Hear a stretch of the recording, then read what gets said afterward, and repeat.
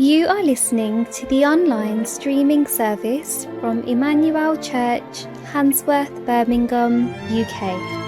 Okay how ਅਸੀਂ ਇਹ meeting ਜੋ ਸ਼ੁਰੂ ਹੋ ਰਹੀ ਆ ਇਮੈਨੂਅਲ ਚਰਚ ਦੇ ਵਿੱਚੋਂ ਹੈਂਡਸਵਰਥ ਬਰਮਿੰਘਮ ਤੋਂ ਔਰ ਜੋ ਵੀ ਇਹਦੇ ਵਿੱਚ ਸ਼ਾਮਲ ਹੋ ਰਹੇ ਆ ਭੈਣ ਭਾਈ ਉਹਨਾਂ ਦਾ ਨਿੱਘਾ ਸਵਾਗਤ ਕਰਦੇ ਆ ਇਮੈਨੂਅਲ ਚਰਚ ਦੇ ਭੈਣ ਭਾਈ ਔਰ ਕੋਈ ਹੋਰ ਜਿਹੜੇ ਸਾਨੂੰ ਦੂਰੋਂ ਸ਼ਾਮਲ ਹੁੰਦੇ ਰਹੇ ਆ ਜਾਂ ਕੋਈ ਪਹਿਲੀ ਵਾਰੀ ਦੇਖ ਲਿਆ ਹੋਵੇ ਉਹਦਾ ਵੀ ਬਹੁਤ ਅਸੀਂ ਨਿੱਘਾ ਸਵਾਗਤ ਕਰਦੇ ਹਾਂ ਔਰ ਪ੍ਰਭੂ ਇਸ ਮੀਟਿੰਗ ਦੁਆਰਾ ਸਾਨੂੰ ਬਰਕਤ ਦੇਵੇ। ਇੱਕ ਦੋ ਐਤਾਂ ਅਸੀਂ ਦੇਖਦੇ ਹਾਂ ਜ਼ਬੂਰ 92 ਦੇ ਵਿੱਚੋਂ ਔਰ ਅਸੀਂ ਇਹਦੇ ਬਾਰੇ ਕੁਝ ਜ਼ਿਆਦਾ ਕਹਿਣਾ ਨਹੀਂ, ਸਿਰਫ ਪੜ੍ਹਾਂਗੇ ਕਿਉਂਕਿ ਨੋਟਸ ਕਾਫੀ ਆ, ਸੋ ਸਮਾਂ ਥੋੜ੍ਹਾ ਬਚ ਜਾਊਗਾ। ਪਹਿਲੀਆਂ ਦੋ ਐਤਾਂ ਪੜ੍ਹਦੇ ਹਾਂ ਜ਼ਬੂਰ 92 ਔਰ ਇਹ ਸਾਨੂੰ ਜ਼ਬੂਰ ਲਿਖਣ ਵਾਲਾ ਯਾਦ ਰਹਿੰਦਾ ਕਿ ਅੱਛੀ ਗੱਲ ਆ ਪ੍ਰਭੂ ਦੀ ਹਮਦੋ ਤਾਰੀਫ ਕਰਨੀ, ਉਹਦੀ ਸ਼ੁਕਰਗੁਜ਼ਾਰੀ ਕਰਨੀ, ਯਹੋਵਾ ਦਾ ਧੰਨਵਾਦ ਕਰਨਾ ਅਤੇ ਹੇ ਆਤਮਹਾਨ ਤੇਰੇ ਨਾਮ ਦਾ ਗੁਣ ਗਾਉਣਾ ਭਲਾ ਹੈ, ਨਾਲੇ ਸਵੇਰ ਤੇਰੀ ਦਇਆ ਦਾ ਅਤੇ ਰਾਤ ਨੂੰ ਤੇਰੀ ਵਫਾਦਾਰੀ ਦਾ ਪ੍ਰਚਾਰ ਕਰਨਾ। ਸੋ ਆਓ ਅਸੀਂ ਇਹਨਾਂ ਵਚਨਾਂ ਨੂੰ ਯਾਦ ਰੱਖ ਕੇ ਜੋ ਪਰਮੇਸ਼ਰ ਦੀ ਹਜ਼ੂਰੀ ਵਿੱਚ ਅਸੀਂ ਉਹਦੀ ਬੰਦਗੀ ਦੀ ਸ਼ੁਕਰਗੁਜ਼ਾਰੀ ਕਰਦੇ ਹੋਏ ਪਹਿਲਾ ਜਿਹੜਾ ਗੀਤ ਸਕਰੀਨ 'ਤੇ ਆਊਗਾ ਉਹ ਅਸੀਂ ਰਲ ਕੇ ਸਾਰੇ ਪ੍ਰਭੂ ਦੀ ਮਹਿਮਾ ਵਾਸਤੇ ਗਾਵਾਂਗੇ।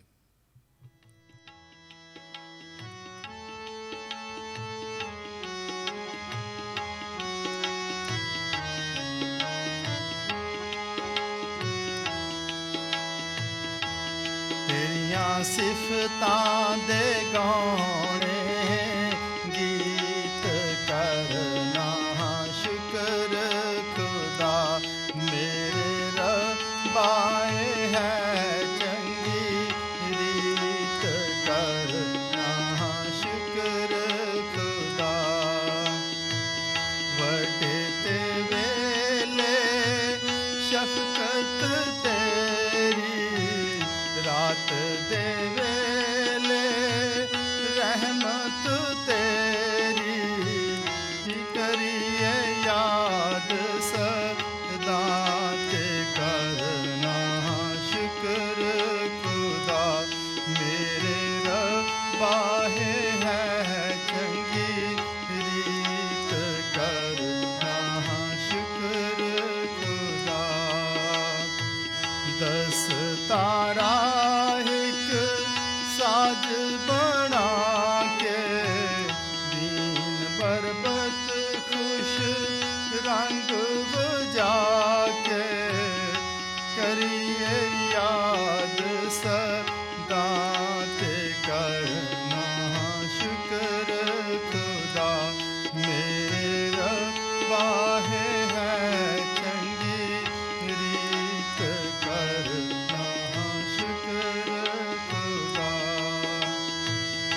ਆਪਣੇ ਕੰਮਾਂ ਤੋਂ ਯਾ ਰੱਬਾ ਮੈਨੂੰ ਤੂੰ ਖੁਸ਼ ਹਾਲ ਹੈ ਕੀਤਾ, ਕਰੀਏ ਯਾਦ ਸਦਾ ਤੇ ਕਰਨਾ ਸ਼ੁਕਰ ਖੁਦਾ ਮੇਰੇ ਰੱਬਾ ਹੈ ਚੰਗੀ ਰੀਤ ਕਰਨਾ ਸ਼ੁਕਰ ਖੁਦਾ।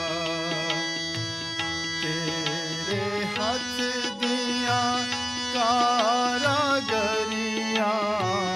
ਦੇ ਖੁਸ਼ੀ ਦੇ ਸਾਜ ਵਜਾਵਾਂ, ਕਰੀਏ ਯਾਦ ਸਦਾ ਤੇ ਕਰਨਾ ਸ਼ੁਕਰ ਖੁਦਾ ਮੇਰੇ ਰੱਬਾ ਹੈ ਚੰਗੀ ਰੀਤ ਕਰਨਾ ਸ਼ੁਕਰ ਖੁਦਾ। ਤੇਰੀਆਂ ਸਿਫਤਾਂ ਦੇ ਗਾਉਣੇ ਗੀਤ ਕਰਨਾ ਸ਼ੁਕਰ ਖੁਦਾ ਮੇਰੇ ਰੱਬਾ ਹੈ ਚੰਗੀ ਰੀਤ ਕਰਨਾ ਸ਼ੁਕਰ ਖੁਦਾ। ਹੁਣ ਅਸੀਂ ਪ੍ਰਭੂ ਦੇ ਅੱਗੇ ਪ੍ਰਾਰਥਨਾ ਵਿੱਚ ਆਉਣਾ ਹੈ, ਸੋ ਆਓ ਅਸੀਂ ਪ੍ਰਭੂ ਦੇ ਪ੍ਰਾਰਥਨਾ ਵਿੱਚ ਆਈਏ। ਸਵਰਗੀ ਪਿਤਾ ਜਿੰਦਾ ਹਮੇਸ਼ਾ ਤੁਹਾਡਾ ਧੰਨਵਾਦ ਕਰਦੇ ਹਾਂ। ਸੱਚ ਵਿੱਚ ਤੁਸੀਂ ਉਹ ਪਰਮੇਸ਼ਰ ਆ ਜਿਨ੍ਹਾਂ ਦੀ ਸ਼ੁਕਰਗੁਜ਼ਾਰੀ ਜੀ ਕਰਨੀ ਬਣਦੀ ਆ। ਇਨਸਾਨ ਜਦੋਂ ਤੁਹਾਡੇ ਕੰਮਾਂ 'ਤੇ ਤੁਹਾਡੀ ਦਇਆ ਭਲਾਈ 'ਤੇ ਗੌਰ ਕਰਦਾ ਆ ਅਤੇ ਸੱਚਮੁੱਚ ਦਿਲੋਂ ਸ਼ੁਕਰਗੁਜ਼ਾਰੀ ਨਿਕਲਣੀ ਚਾਹੀਦੀ ਜੀ। ਸ਼ੁਕਰ ਕਰਦੇ ਹਾਂ ਜੋ ਸਾਡੇ ਪਾਪ ਗੁਨਾਹ ਸਾਨੂੰ ਮਾफ़ ਕਰਕੇ ਆਪਣੇ ਵਿੱਚ ਬਣਾਈ ਰੱਖਦੇ ਹਾਂ, ਔਰ ਸਾਨੂੰ ਅੱਜ ਤੱਕ ਜੋ ਜੀ ਵਿਸ਼ਵਾਸ ਵਿੱਚ ਬਣਾਈ ਰੱਖਿਆ, ਇਹ ਕਿੰਨੀ ਵੱਡੀ ਗੱਲ ਆ ਜੀ। ਔਰ ਇਸ ਵੇਲੇ ਹੁਣ ਜੋ ਅਸੀਂ ਲੋੜਵੰਦ ਇਨਸਾਨ ਔਰ ਜੋ ਦੁਨੀਆ ਦੀ ਹਾਲਤ ਆ ਤੁਸੀਂ ਜਾਣਦੇ ਹਾਂ, ਔਰ ਉਹਨਾਂ ਚੀਜ਼ਾਂ ਲਈ ਖਾਸ ਕਰ ਜੀ ਇਸ ਵੇਲੇ ਜੋ ਕੋਵਿਡ ਜੋ ਇਹ ਵਾਇਰਸ ਆ ਚੱਲ ਰਿਹਾ ਉਹਦੇ ਵਿੱਚ ਸ਼ਿਕਾਰ ਹੋ ਚੁੱਕੇ। ਔਰ ਧੰਨਵਾਦ ਵੀ ਕਰਦੇ ਹਾਂ ਜਿਹੜੇ ਪਹਿਲੇ ਨਾਲੋਂ ਕਾਫੀ ਅੱਛੇ ਆ। ਅਤਲ ਦੀ ਮਮ ਜਦੋਂ ਘਰ ਵਾਪਸ ਆ ਗਏ ਆ, ਪ੍ਰਿਆ ਦਾ ਗ੍ਰੈਂਡ ਡੈਡ ਹਾਲੇ ਹਸਪੀਟਲ ਆ ਆਕਸੀਜਨ ਪਰ ਜੀ, ਉਹਦੇ ਵਿੱਚ ਤੁਸੀਂ ਹਰ ਇੱਕ ਗੱਲ 'ਚ ਉਹਨਾਂ ਦੀ ਮਦਦ ਸਹਾਇਤਾ ਕਰਨੀ।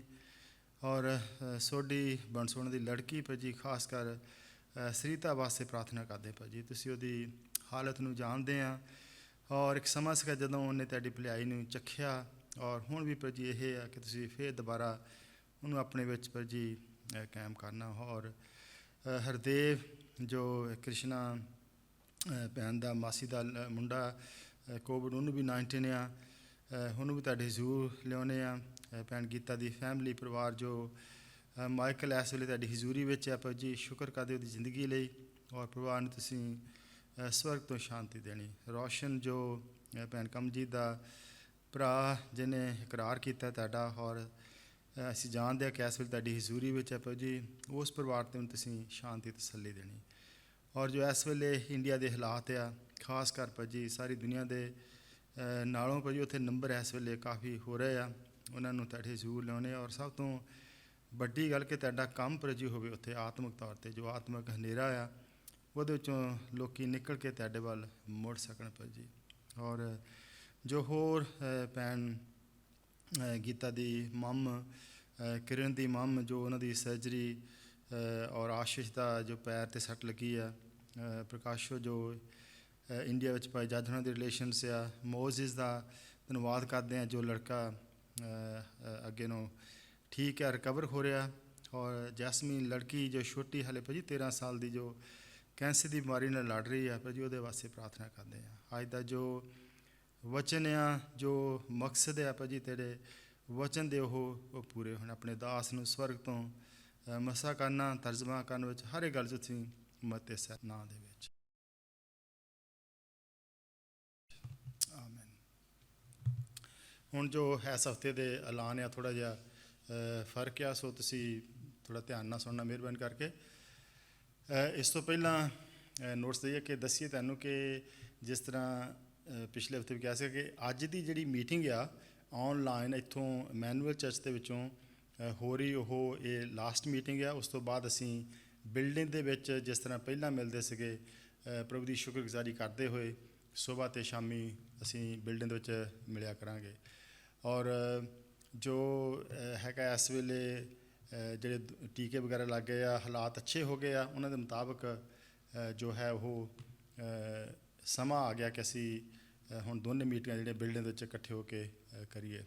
ਅਤੇ ਪ੍ਰਭੂ ਦਾ ਸ਼ੁਕਰ ਕਰਦੇ ਹਾਂ ਕਿ ਜੋ ਸਮੇਂ ਦੇ ਮੁਤਾਬਕ ਸਾਨੂੰ ਟੈਕਨੋਲੋਜੀ ਦੇ ਨਾਲ ਕਿੰਨੀ ਸਾਨੂੰ ਮਦਦ ਮਿਲੀ। ਘਰਾਂ ਦੇ ਵਿੱਚ ਬੈਠੇ ਹੋਏ ਅਸੀਂ ਪ੍ਰਭੂ ਦਾ ਵਚਨ ਸੁਣਦੇ ਰਹੇ ਹਾਂ, ਪਰ ਇਹ ਜਿਹੜੀ ਟੈਕਨੋਲੋਜੀ ਆ ਇਹ ਇੱਦਾਂ ਨਹੀਂ ਕਿ ਅਸੀਂ ਹੁਣ ਚਰਚ ਵਿੱਚ ਆਉਣਾ ਬੰਦ ਕਰ ਦੇਣਾ ਅਤੇ ਅਸੀਂ ਘਰਾਂ 'ਚ ਹੀ ਬੈਠੇ ਰਹੀਏ।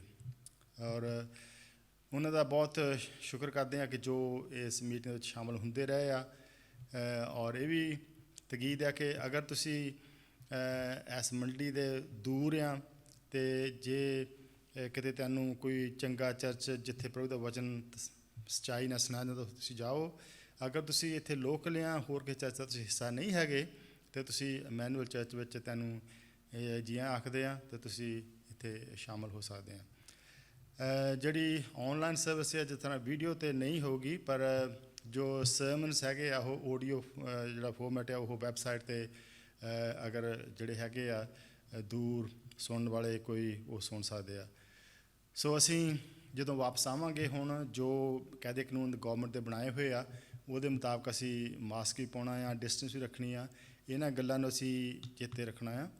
ਸੋ ਇਹ ਜਿਹੜੇ ਨੋਟਸ ਬਾਕੀ ਵੀ ਆ ਉਹ ਵੀ ਤੁਸੀਂ ਥੋੜ੍ਹਾ ਖਿਆਲ ਨਾਲ ਸੁਣਨਾ। ਇਸ ਹਫਤੇ ਅਸੀਂ ਜੋ 5 ਵਜੇ ਤਾਂ ਅੱਜ ਸ਼ਾਮ ਨੂੰ ਅਸੀਂ ਇੱਥੇ ਇਕੱਠੇ ਹੋਵਾਂਗੇ ਬਿਲਡਿੰਗ ਦੇ ਵਿੱਚ, ਅਤੇ ਮੰਗਲਵਾਰ ਨੂੰ ਅਤੇ ਬੁੱਧਵਾਰ ਨੂੰ ਦੋਨੇ ਗਰੁੱਪ ਜੋ ਭੈਣ ਭਾਈ ਅੰਗਰੇਜ਼ੀ ਪੰਜਾਬੀ ਬੋਲਣ ਵਾਲੇ ਆ, ਉਹ ਜ਼ੂਮ 'ਤੇ ਅਸੀਂ ਘਰਾਂ ਦੇ ਵਿੱਚ ਰਲ ਕੇ ਪ੍ਰਾਰਥਨਾ ਕਰਾਂਗੇ ਵਰਤ ਰੱਖ ਕੇ। ਔਰ ਕਿਉਂਕਿ ਹੁਣ ਕਾਫੀ ਦੇਰ ਹੋ ਗਈ ਅਸੀਂ ਵਰਤ ਰੱਖ ਕੇ ਪ੍ਰਾਰਥਨਾ ਨਹੀਂ ਕੀਤੀਆਂ ਹੋਈਆਂ, ਪਰ ਥਰਸਡੇ ਵਾਲੇ ਦਿਨ ਅਸੀਂ ਇੱਥੇ ਬਿਲਡਿੰਗ ਦੇ ਵਿੱਚ 7 ਵਜੇ ਵਰਤ ਰੱਖ ਕੇ ਪ੍ਰਾਰਥਨਾ ਕਰਾਂਗੇ। ਅਸੀਂ ਸਾਰੇ ਜੋ ਭੈਣ ਭਾਈ ਆ ਉਹ ਇੱਥੇ ਸ਼ਾਮਲ ਹੋਵਾਂਗੇ। ਸ਼ਨੀਚਰਵਾਰ ਨੂੰ ਜੋ ਸੰਡੇ ਸਕੂਲ ਹੁੰਦਾ ਬੱਚਿਆਂ ਦਾ, ਉਹਦੇ ਵਾਸਤੇ ਮਾਪਿਆਂ ਨੂੰ ਜਿਸ ਤਰ੍ਹਾਂ ਕਹਿੰਦੇ ਆ ਕਿ ਤੁਸੀਂ ਉਹ 'ਚ ਸ਼ਾਮਲ ਹੋਣਾ। ਅਤੇ ਪ੍ਰਭੂ ਦੀ ਮਰਜ਼ੀ ਹੋਈ ਤਾਂ ਅਸੀਂ ਅਗਲੇ ਹਫਤੇ ਜਿਸ ਤਰ੍ਹਾਂ ਕਿਹਾ ਗਿਆ ਕਿ ਸੁਬਾਹ 11 ਵਜੇ ਔਰ ਸ਼ਾਮੀ 6 ਵਜੇ ਜੋ ਬਿਲਡਿੰਗ ਹੈ, ਜਿਸ ਤਰ੍ਹਾਂ ਪਹਿਲਾਂ ਸਮਾਂ ਸੀਗਾ, ਸਾਰਾ ਕੁਛ ਉਹ ਅਸੀਂ ਪ੍ਰਭੂ ਦੀ ਦਇਆ ਦੇ ਨਾਲ ਉਹਦੇ ਵਿੱਚ ਕਰਦੇ ਰਹਾਂਗੇ। ਅੱਜ ਦਾ ਜੋ ਵਚਨ ਹੈ ਪ੍ਰਭੂ ਦਾ ਅਸੀਂ ਪੜ੍ਹਨਾ ਆ ਜ਼ਕਰਿਆ ਦੀ ਕਿਤਾਬ ਦੇ ਵਿੱਚੋਂ। ਜ਼ਕਰਿਆ ਉਹਦਾ 3 ਅਧਿਆਏ ਪਹਿਲੀਆਂ 5 ਆਇਤਾਂ ਅਸੀਂ ਪੜ੍ਹਾਂਗੇ। ਜ਼ਕਰਿਆ 3 ਪਹਿਲੀਆਂ 5 ਆਇਤਾਂ। ਫਿਰ ਉਸ ਮੈਨੂੰ ਵਿਖਾਇਆ ਕਿ ਪ੍ਰਧਾਨ ਜਾਜਕ ਯਹੋਸ਼ੁਆ ਯਹੋਵਾ ਦੇ ਦੂਤ ਦੇ ਸਨਮੁਖ ਖਲੋਤਾ ਹੈ ਅਤੇ ਸ਼ੈਤਾਨ ਉਹਦੇ ਸੱਜੇ ਹੱਥ ਉੱਤੇ ਖੜਾ ਹੈ ਬਈ ਉਸ ਨਾਲ ਵਿਰੋਧ ਕਰੇ। ਤਾਂ ਯਹੋਵਾ ਨੇ ਸ਼ੈਤਾਨ ਨੂੰ ਆਖਿਆ, ਹੇ ਸ਼ੈਤਾਨ, ਯਹੋਵਾ ਤੈਨੂੰ ਝਿੜਕੇ। ਹਾਂ, ਯਹੋਵਾ ਜਿਸ ਜਰੂਸਲਮ ਨੂੰ ਚੁਣ ਲਿਆ ਤੈਨੂੰ ਝਿੜਕੇ। ਕੀ ਇਹ ਉਹ ਕੁੰਡਲੀ ਨਹੀਂ ਜਿਹੜੀ ਅੱਗ ਵਿੱਚ ਧੂਈ ਗਈ ਹੈ? ਯਸ਼ੋਆ ਮੈਲੇ ਕੱਪੜਿਆਂ ਨਾਲ ਦੂਤ ਦੇ ਸਨਮੁਖ ਖੜਾ ਸੀ। ਤਾਂ ਉਸ ਉਹਨਾਂ ਨੂੰ ਜਿਹੜੇ ਸਾਹਮਣੇ ਖੜੇ ਸਨ ਉੱਤਰ ਦੇ ਕੇ ਆਖਿਆ ਕਿ ਇਸ ਤੋਂ ਮੈਲੇ ਕੱਪੜੇ ਲਾ ਲਓ। ਅਤੇ ਉਸਨੇ ਉਸ ਨੂੰ ਆਖਿਆ, ਵੇਖ, ਮੈਂ ਤੇਰੀ ਬਰਿਆਈ ਤੈਥੋਂ ਦੂਰ ਕਰ ਦਿੱਤੀ ਹੈ ਅਤੇ ਤੈਨੂੰ ਕੀਮਤੀ ਬਸਤਰ ਪਵਾਵਾਂਗਾ। ਮੈਂ ਆਖਿਆ, ਇਸ ਦੇ ਸਿਰ ਉੱਤੇ ਉਹ ਸਾਫ਼ ਇਮਾਮਾ ਰੱਖਣ। ਤਾਂ ਉਹਨਾਂ ਨੇ ਉਸ ਦੇ ਸਿਰ ਉੱਤੇ ਸਾਫ਼ ਇਮਾਮਾ ਰੱਖਿਆ ਅਤੇ ਕੱਪੜੇ ਪਾਏ, ਔਰ ਯਹੋਵਾ ਦਾ ਦੂਤ ਕੋਲ ਖਲੋਤਾ ਰਿਹਾ। ਪ੍ਰਭੂ ਇਹਨਾਂ ਵਚਨਾਂ ਨੂੰ ਬਰਕਤ ਦੇਵੇ। ਇਸ ਤੋਂ ਪਹਿਲਾਂ ਕਿ ਉਹਦਾ ਦਾਸ ਆ ਕੇ ਇਹਨਾਂ ਵਚਨਾਂ ਨੂੰ ਖੋਲ੍ਹਣ, ਅਸੀਂ ਰਲ ਕੇ ਜੋ ਗੀਤ ਸਕਰੀਨ 'ਤੇ ਆਊਗਾ ਸਾਰੇ ਰਲ ਕੇ ਉਹਦੇ 'ਚ ਸ਼ਾਮਲ ਹੋਵਾਂਗੇ।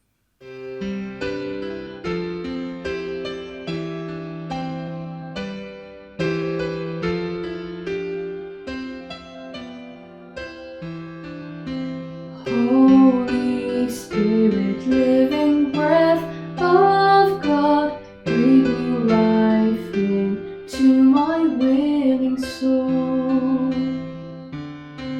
Bring the presence of the risen Lord to renew my heart and make me whole. Cause your word to come alive in me. Give me faith for what I cannot see. Give me passion for your purity. Holy Spirit, breathe new life in me.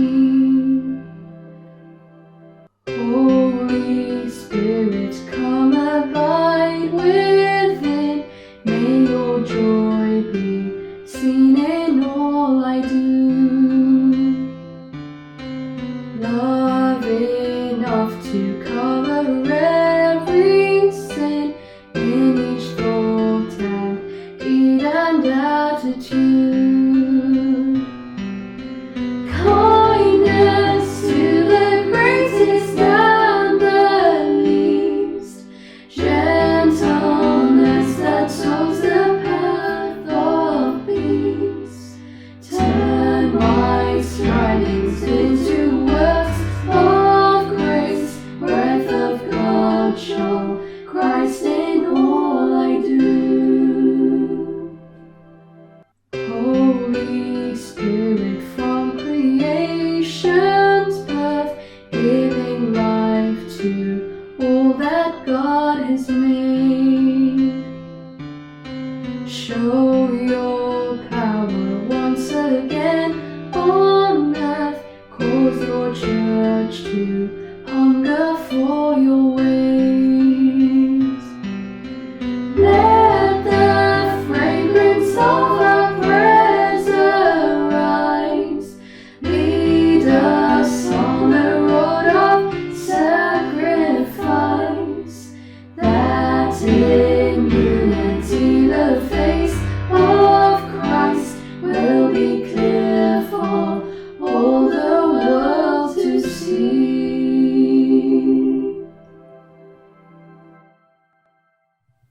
If you have been following us on a Sunday morning, you will know that we have been looking at some of the post-exilic books of the Bible. ਜੇ ਤੁਸੀਂ ਪ੍ਰਭੂ ਦੇ ਦਿਨ Sunday ਸਵੇਰ ਦਾ ਵਚਨ ਸੁਣਦੇ ਆਏ ਆ ਤਾਂ ਤੁਸੀਂ ਜਾਣਦੇ ਹੋਵੋਗੇ ਕਿ ਅਸੀਂ ਉਹਨਾਂ ਕਿਤਾਬਾਂ ਨੂੰ ਦੇਖ ਰਹੇ ਹੈਗੇ ਆ ਜਿਹੜੀਆਂ ਕਿ ਪੁਰਾਣੇ ਨਿਯਮ ਦੀਆਂ ਹੈਗੀਆਂ। We said that God promised that a Savior would come to the world from the nation of Israel, and he would be born in the land of Israel. ਅਸੀਂ ਕਿਹਾ ਕਿ ਇਜ਼ਰਾਈਲ ਦਾ ਮੁਕਤੀਦਾਤਾ ਪ੍ਰਭੂ ਯਿਸੂ ਮਸੀਹ ਆਊਗਾ ਦੁਨੀਆ ਦੇ ਵਿੱਚ ਇਸ ਮੁਲਕ ਦੇ ਵਿੱਚੋਂ ਮਿਸਰ ਦੇ ਵਿੱਚੋਂ ਇਜ਼ਰਾਈਲ ਦੇ ਵਿੱਚੋਂ। But Israel, because of their sin, were taken into exile in Babylon. ਪਰ ਕਿਉਂਕਿ ਇਜ਼ਰਾਈਲੀ ਜਿਹੜੇ ਹੈਗੇ ਉਹ ਸੀਰੀਆ ਵਿੱਚ ਚਲੇ ਗਏ ਬਾਬਲ ਦੇ ਵਿੱਚ। But then God brought them back to build the temple which lay in ruins in Jerusalem. ਪ੍ਰਭੂ ਉਹਨਾਂ ਨੂੰ ਵਾਪਸ ਲੈ ਆਇਆ ਉਸ ਹੈਕਲ ਦੇ ਵਿੱਚ ਜਿਹੜੀ ਕਿ ਟਿੱਠੀ ਪਈ ਸੀ, ਬਰਬਾਦ ਹੋਈ ਪਈ ਸੀਗੀ। They started to build it, but there was opposition, and the work stopped for 16 years. ਉਹਨਾਂ ਨੇ ਹੈਕਲ ਬਣਾਉਣੀ ਸ਼ੁਰੂ ਕੀਤੀ ਔਰ ਕੰਮ ਰੁਕ ਗਿਆ। 16 ਸਾਲ ਕੰਮ ਰੁਕਿਆ ਰਿਹਾ ਕਿਉਂਕਿ ਲੋਕੀ ਵਿਰੋਧ ਕਰਦੇ ਸੀਗੇ। And the people became lazy, their priorities were wrong, they made excuses, they said it's not the right time to rebuild the temple. ਲੋਕੀ ਆਲਸੀ ਹੋ ਗਏ, ਉਹਨਾਂ ਦੇ ਖਿਆਲ ਹੋਰ ਪਾਸੇ ਚਲੇ ਗਏ, ਕੰਮਾਂ 'ਚ ਲੱਗੇ ਰਹੇ। ਉਹ ਕਹਿੰਦੇ ਹੁਣ ਸਮਾਂ ਨਹੀਂ ਹੈਗਾ, ਸਹੀ ਸਮਾਂ ਨਹੀਂ ਹੈਗਾ ਕਿ ਪ੍ਰਭੂ ਦਾ ਭਵਨ ਮੋੜ ਕੇ ਬਣਾਇਆ ਜਾਵੇ। But then we saw how God raises two prophets. We read of them in Ezra chapter 5 verse 1. That's Haggai and Zechariah. Ezra ਦੀ ਕਿਤਾਬ 'ਚ ਅਸੀਂ ਪੜ੍ਹਦੇ ਕਿ ਪਰਮੇਸ਼ਰ ਨੇ ਦੋ ਨਬੀ ਬਰਪਾ ਕੀਤੇ, ਹੈਗਾਈ ਤੇ Ezra. Zechariah. And last time we saw how Haggai challenges the people to start rebuilding the temple so the worship of God could begin again. ਹਗਾਈ ਨੇ ਲੋਕਾਂ ਦਾ ਸਾਹਮਣਾ ਕੀਤਾ ਔਰ ਕਿਹਾ ਕਿ ਤੁਸੀਂ ਕੰਮ ਮੁੜ ਕੇ ਸ਼ੁਰੂ ਕਰੋ ਤਾਂ ਕਿ ਪਰਮੇਸ਼ਰ ਦਾ ਕੰਮ ਜਿਹੜਾ ਹੈਗਾ, ਪਰਮੇਸ਼ਰ ਦਾ ਭਵਨ ਜਿਹੜਾ ਹੈਗਾ ਬਣਾਇਆ ਜਾਵੇ ਔਰ ਉੱਥੇ ਮੁੜ ਕੇ ਸਤੂਤੀ ਸ਼ੁਰੂ ਹੋਵੇ। And he challenges them by saying, look, you say it's not the right time to build a temple, but look, you're building your own luxury houses while the temple lays in ruins. Your priorities are wrong. ਉਹ ਕਹਿੰਦਾ ਕਿ ਤੁਸੀਂ ਕਹਿੰਦੇ ਤਾਂ ਹੈਗੇ ਕਿ ਇਹ ਸਮਾਂ ਸਹੀ ਨਹੀਂ ਹੈਗਾ ਪ੍ਰਭੂ ਦਾ ਘਰ ਬਣਾਉਣ ਨੂੰ, ਪਰ ਤੁਸੀਂ ਆਪਣੇ ਆਲੀਸ਼ਾਨ ਮਕਾਨ ਬਣਾ ਰਹੇ ਹੈਗੇ ਆ, ਸੋਹਣੇ ਸੋਹਣੇ ਮਕਾਨ ਬਣਾ ਰਹੇ ਹੈਗੇ ਆ, ਤਾਂ ਪ੍ਰਭੂ ਦਾ ਘਰ ਜਿਹੜਾ ਹੈਗਾ ਵਿਰਾਨ ਪਿਆ ਹੈਗਾ। And what we've been saying is that as Christians today, ਅਸੀਂ ਕਹਿੰਦੇ ਕਿ ਵਿਸ਼ਵਾਸੀ ਹੋ ਕੇ ਅੱਜ we have been in a type of exile, if you like, for a year or so. ਇੱਕ ਸਾਲ ਤੋਂ ਅਸੀਂ ਵੀ ਇੱਕ ਕਿਸਮ ਦੀ ਅਸੀਰੀ ਵਿੱਚ ਚਲੇ ਗਏ ਹੈਗੇ ਆ। And like the Israelites, God has now opened the door for us to go back. ਇਜ਼ਰਾਈਲੀਆਂ ਵਾਂਗਰ ਪ੍ਰਭੂ ਨੇ ਸਾਡੇ ਲਈ ਵੀ ਦਰਵਾਜ਼ਾ ਖੋਲ੍ਹ ਦਿੱਤਾ ਹੈਗਾ ਕਿ ਮੁੜ ਕੇ ਆ ਜਾਓ। Not to build a temple. ਹੈਕਲ ਬਣਾਉਣ ਦੇ ਲਈ ਨਹੀਂ। That doesn't exist in the New Testament. ਨਵੇਂ ਨਿਯਮ 'ਚ ਹੈਕਲ ਨਹੀਂ ਹੈਗੀ। But God calls us now to build Christ's church. ਪਰ ਪਰਮੇਸ਼ਰ ਕਹਿੰਦਾ ਕਿ ਪ੍ਰਭੂ ਯਿਸੂ ਮਸੀਹ ਦਾ ਮੰਡਲੀ ਬਣਾਓ। To build his spiritual kingdom in our lives and in service to him. ਪ੍ਰਭੂ ਯਿਸੂ ਮਸੀਹ ਦਾ ਰੂਹਾਨੀ ਰਾਜ ਬਣਾਓ, ਆਪਣੀ ਜ਼ਿੰਦਗੀ ਦੇ ਵਿੱਚ ਸੇਵਾ ਦੇ ਵਿੱਚ ਪ੍ਰਭੂ ਦਾ ਕੰਮ ਕਰੋ। The conditions are right for public worship now to be restored and for us to gather in this country. ਹੁਣ ਮਾਹੌਲ ਸਾਰਾ ਕੁਝ ਸਹੀ ਹੈਗਾ ਕਿ ਅਸੀਂ ਮੁੜ ਕੇ ਇਸ ਮੁਲਕ ਦੇ ਵਿੱਚ ਮੁੜ ਕੇ ਦੁਬਾਰਾ ਅਸੀਂ ਪ੍ਰਭੂ ਦੇ ਭਵਨ 'ਚ ਆਈਏ ਔਰ ਪ੍ਰਭੂ ਦੀ ਸਤੂਤੀ ਭਵਨ ਦੇ ਵਿੱਚ ਮੁੜ ਕੇ ਦੁਬਾਰਾ ਕਰਨੀ ਸ਼ੁਰੂ ਕਰੀਏ। But like the Israelites, we may have become lazy, comfortable. ਹੋ ਸਕਦਾ ਇਜ਼ਰਾਈਲੀ ਵਾਂਗਰ ਅਸੀਂ ਵੀ ਆਰਾਮ ਵਿੱਚ ਪੈ ਗਏ ਹੋਈਏ, ਅਸੀਂ ਵੀ ਹੋਰ ਤਰ੍ਹਾਂ ਸਾਡੀ ਸੋਚ ਹੋ ਜਾਵੇ। We may say it's not the right time. ਅਸੀਂ ਕਹੀਏ ਇਹ ਸਮਾਂ ਸਹੀ ਨਹੀਂ ਹੈਗਾ ਮੁੜ ਕੇ ਚਰਚ ਜਾਣ ਦਾ, But it's the right time to do everything else. ਪਰ ਬਾਕੀ ਸਾਰੇ ਕੰਮ ਕਰਨ ਨੂੰ ਸਮਾਂ ਸਹੀ ਹੈਗਾ। No, we need to get our priorities right ਆਪਣੀ ਜ਼ਿੰਮੇਵਾਰੀਆਂ ਪਹਿਲਾਂ ਸਹੀ ਕਰੋ and start putting Christ first and building his church. ਪ੍ਰਭੂ ਯਿਸੂ ਮਸੀਹ ਨੂੰ ਪਹਿਲਾਂ ਮੋਹਰੇ ਰੱਖੋ, ਉਹਨੂੰ ਪਹਿਲਾ ਦਰਜਾ ਦਿਓ ਔਰ ਉਹਦੀ ਮੰਦਰ ਉਹਦੇ ਹੈਕਲ ਨੂੰ ਬਣਾਉਣਾ ਸ਼ੁਰੂ ਕਰੋ। But we said that God raised this other prophet as well. ਅਸੀਂ ਕਿਹਾ ਕਿ ਪ੍ਰਭੂ ਨੇ ਹੋਰ ਵੀ ਨਬੀ ਖੜੇ ਕੀਤੇ To stir the people to build a temple. ਲੋਕਾਂ ਨੂੰ ਹਿਲਾਉਣ ਦੇ ਲਈ ਤਾਂ ਕਿ ਲੋਕ ਉਕਸਾਏ ਜਾਣ ਕਿ ਪ੍ਰਭੂ ਦਾ ਭਵਨ ਮੁੜ ਕੇ ਬਣੇ। And his name was Zechariah. ਉਹ ਨਬੀ ਸੀਗਾ ਜ਼ਕਰਿਆ। So let's have a look at the book of Zechariah. ਦੇਖੀਏ ਅਸੀਂ ਜ਼ਕਰੀਆ ਦੀ ਕਿਤਾਬ ਨੂੰ। So firstly, how does Zechariah stir the people? Zakariya ਕਿੱਦਾਂ ਲੋਕਾਂ ਨੂੰ ਉਕਸਾਉਂਦਾ ਕਿ ਕਿੱਦਾਂ ਹਿਲਾਉਂਦਾ ਹੈਗਾ। Now, Haggai and Zechariah complement each other. ਹਜਾਈ ਤੇ ਜ਼ਕਰੀਆ ਨਾਲ ਨਾਲ ਕਿਤਾਬਾਂ ਹੈਗੀਆਂ। Haggai was a very practical man. ਹਜਾਈ ਜਿਹੜਾ ਸੀਗਾ ਉਹ ਹੱਥਾਂ ਦੇ ਨਾਲ ਮਿਹਨਤ ਕਰਨ ਵਾਲਾ ਬੰਦਾ He ਸੀਗਾ told the people not to sit around and become comfortable and get on with the work. Go to the mountain and get the wood and start building the temple. ਲੋਕਾਂ ਨੂੰ ਕਹਿੰਦਾ ਆਲਸੀ ਨਾ ਬਣੋ, ਉੱਠੋ, ਜੰਗਲਾਂ ਵਿੱਚ ਜਾਓ, ਪਹਾੜਾਂ ਵਿੱਚ ਜਾਓ, ਲੱਕੜੀਆਂ ਕੱਟੋ, ਲੈ ਕੇ ਆਓ, ਪ੍ਰਭੂ ਦਾ ਘਰ ਬਣਾਉਣਾ ਸ਼ੁਰੂ ਕਰੋ। Now, Zechariah had the same goal to stir the people that was destroyed, to build the temple that was destroyed. ਜ਼ਕਰਿਆ ਦਾ ਵੀ ਇਹੀ ਨਿਸ਼ਾਨ ਸੀਗਾ ਕਿ ਲੋਕਾਂ ਨੂੰ ਹਿਲਾਵੇ, ਲੋਕਾਂ ਨੂੰ ਦੱਸੇ, ਉਹ ਕਵੇ ਕਿ ਜਿਹੜਾ ਭਵਨ ਜਿਹੜਾ ਬਰਬਾਦ ਹੋ ਚੁੱਕਿਆ ਹੈਗਾ ਉਹਨੂੰ ਮੁੜ ਕੇ ਤੁਸੀਂ ਦੁਬਾਰਾ ਬਣਾਓ। But he does it in a very different way. ਪਰ ਉਹ ਫਰਕ ਤਰੀਕੇ ਨਾਲ ਕਰਦਾ ਹੈਗਾ। When the people of God become discouraged ਪ੍ਰਭੂ ਦੇ ਲੋਕੀ ਜਦੋਂ ਨਿਰਾਸ਼ ਹੋ ਜਾਂਦੇ ਆ in their service for the Lord, ਸੇਵਾ ਦੇ ਵਿੱਚ, and they lose enthusiasm for him, ਉਹ ਜਦੋਂ ਹਿੰਮਤ ਔਰ ਹੌਸਲਾ ਜਦੋਂ ਹਾਰ ਜਾਂਦੇ ਆ, one way to stir the people up is to challenge them like Haggai. ਇੱਕ ਤਰੀਕਾ ਹੈਗਾ ਹਜੇ ਵਾਂਗਰ ਉਹਨਾਂ ਲੋਕਾਂ ਦਾ ਸਾਹਮਣਾ ਕਰਕੇ ਉਹਨਾਂ ਨੂੰ ਚੁਣੌਤੀ ਦਿਓ। But another way is to remind them of how much God loves them, ਪਰ ਹੋਰ ਤਰੀਕਾ ਹੈਗਾ ਉਹਨਾਂ ਨੂੰ ਯਾਦ ਦਿਲਾਓ ਕਿ ਕਿੰਨਾ ਤੁਹਾਨੂੰ ਪਰਮੇਸ਼ਰ ਨੇ ਪਿਆਰ ਕੀਤਾ। and also to encourage the people not to focus on their difficulties and their circumstances and their problems, ਉਹ ਲੋਕਾਂ ਨੂੰ ਹੌਸਲਾ ਦਿਓ ਕਿ ਆਪਣੇ ਮੁਸ਼ਕਿਲਾਂ ਤੇ, ਆਪਣੀ ਤਕਲੀਫਾਂ ਤੇ, ਆਪਣੇ ਦੁੱਖਾਂ ਤੇ ਜ਼ਿਆਦਾ ਖਿਆਲ ਨਾ ਲਾਓ, but to look away from these and look ahead to the glory that is to come. ਇਹਨਾਂ ਤੋਂ ਨਜ਼ਰ ਹਟਾ ਕੇ ਉਸ ਮਹਿਮਾ ਵੱਲ ਤੱਕੋ ਜਿਹੜੀ ਮਹਿਮਾ ਆਉਣ ਵਾਲੀ ਹੈਗੀ ਆ। This is what Zechariah does. Zakariya ਬਿਲਕੁਲ ਇਹੀ ਕਰਦਾ।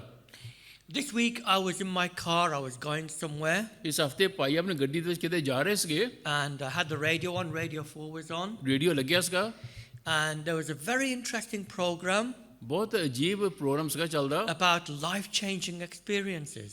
ਜ਼ਿੰਦਗੀ ਨੂੰ ਬਦਲਣ ਦੇ ਬਾਰੇ ਤਜਰਬਿਆਂ ਬਾਰੇ। It was about a Welshman called Keith Williams, who was born in 1952. ਇੱਕ ਵੈਲਸ਼ ਬੰਦਾ ਸੀਗਾ ਜਿਹੜਾ ਕਿ 1952 ਦੇ ਵਿੱਚ ਵੇਲਜ਼ ਵਿੱਚ ਪੈਦਾ ਹੋਇਆ ਸੀਗਾ। He was brought up as the son of a coal merchant, a coal dealer. ਇਹ ਜਿਹੜਾ ਕੋਲਿਆਂ ਦਾ ਵਪਾਰ ਕਰਨ ਵਾਲਾ ਉਹਦਾ ਪੁੱਤਰ ਸੀਗਾ, ਉਹ ਵੱਡਾ ਹੋਇਆ।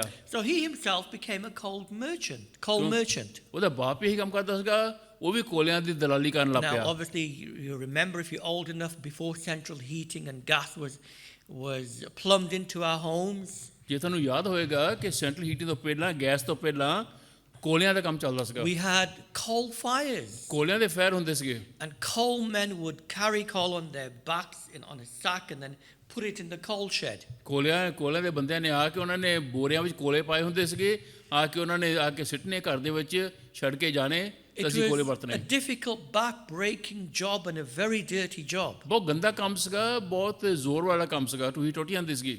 Now, at the age of 13, 13 ਸਾਲ ਦੀ ਉਮਰ ਦੇ ਵਿੱਚ his parents told him that he had been adopted. ਉਹਦੇ ਮਾਂ-ਬਾਪ ਨੂੰ ਦੱਸਿਆ ਕਿ ਤੈਨੂੰ ਅਸੀਂ ਗੋਦ ਲਿਆ ਹੈਗਾ।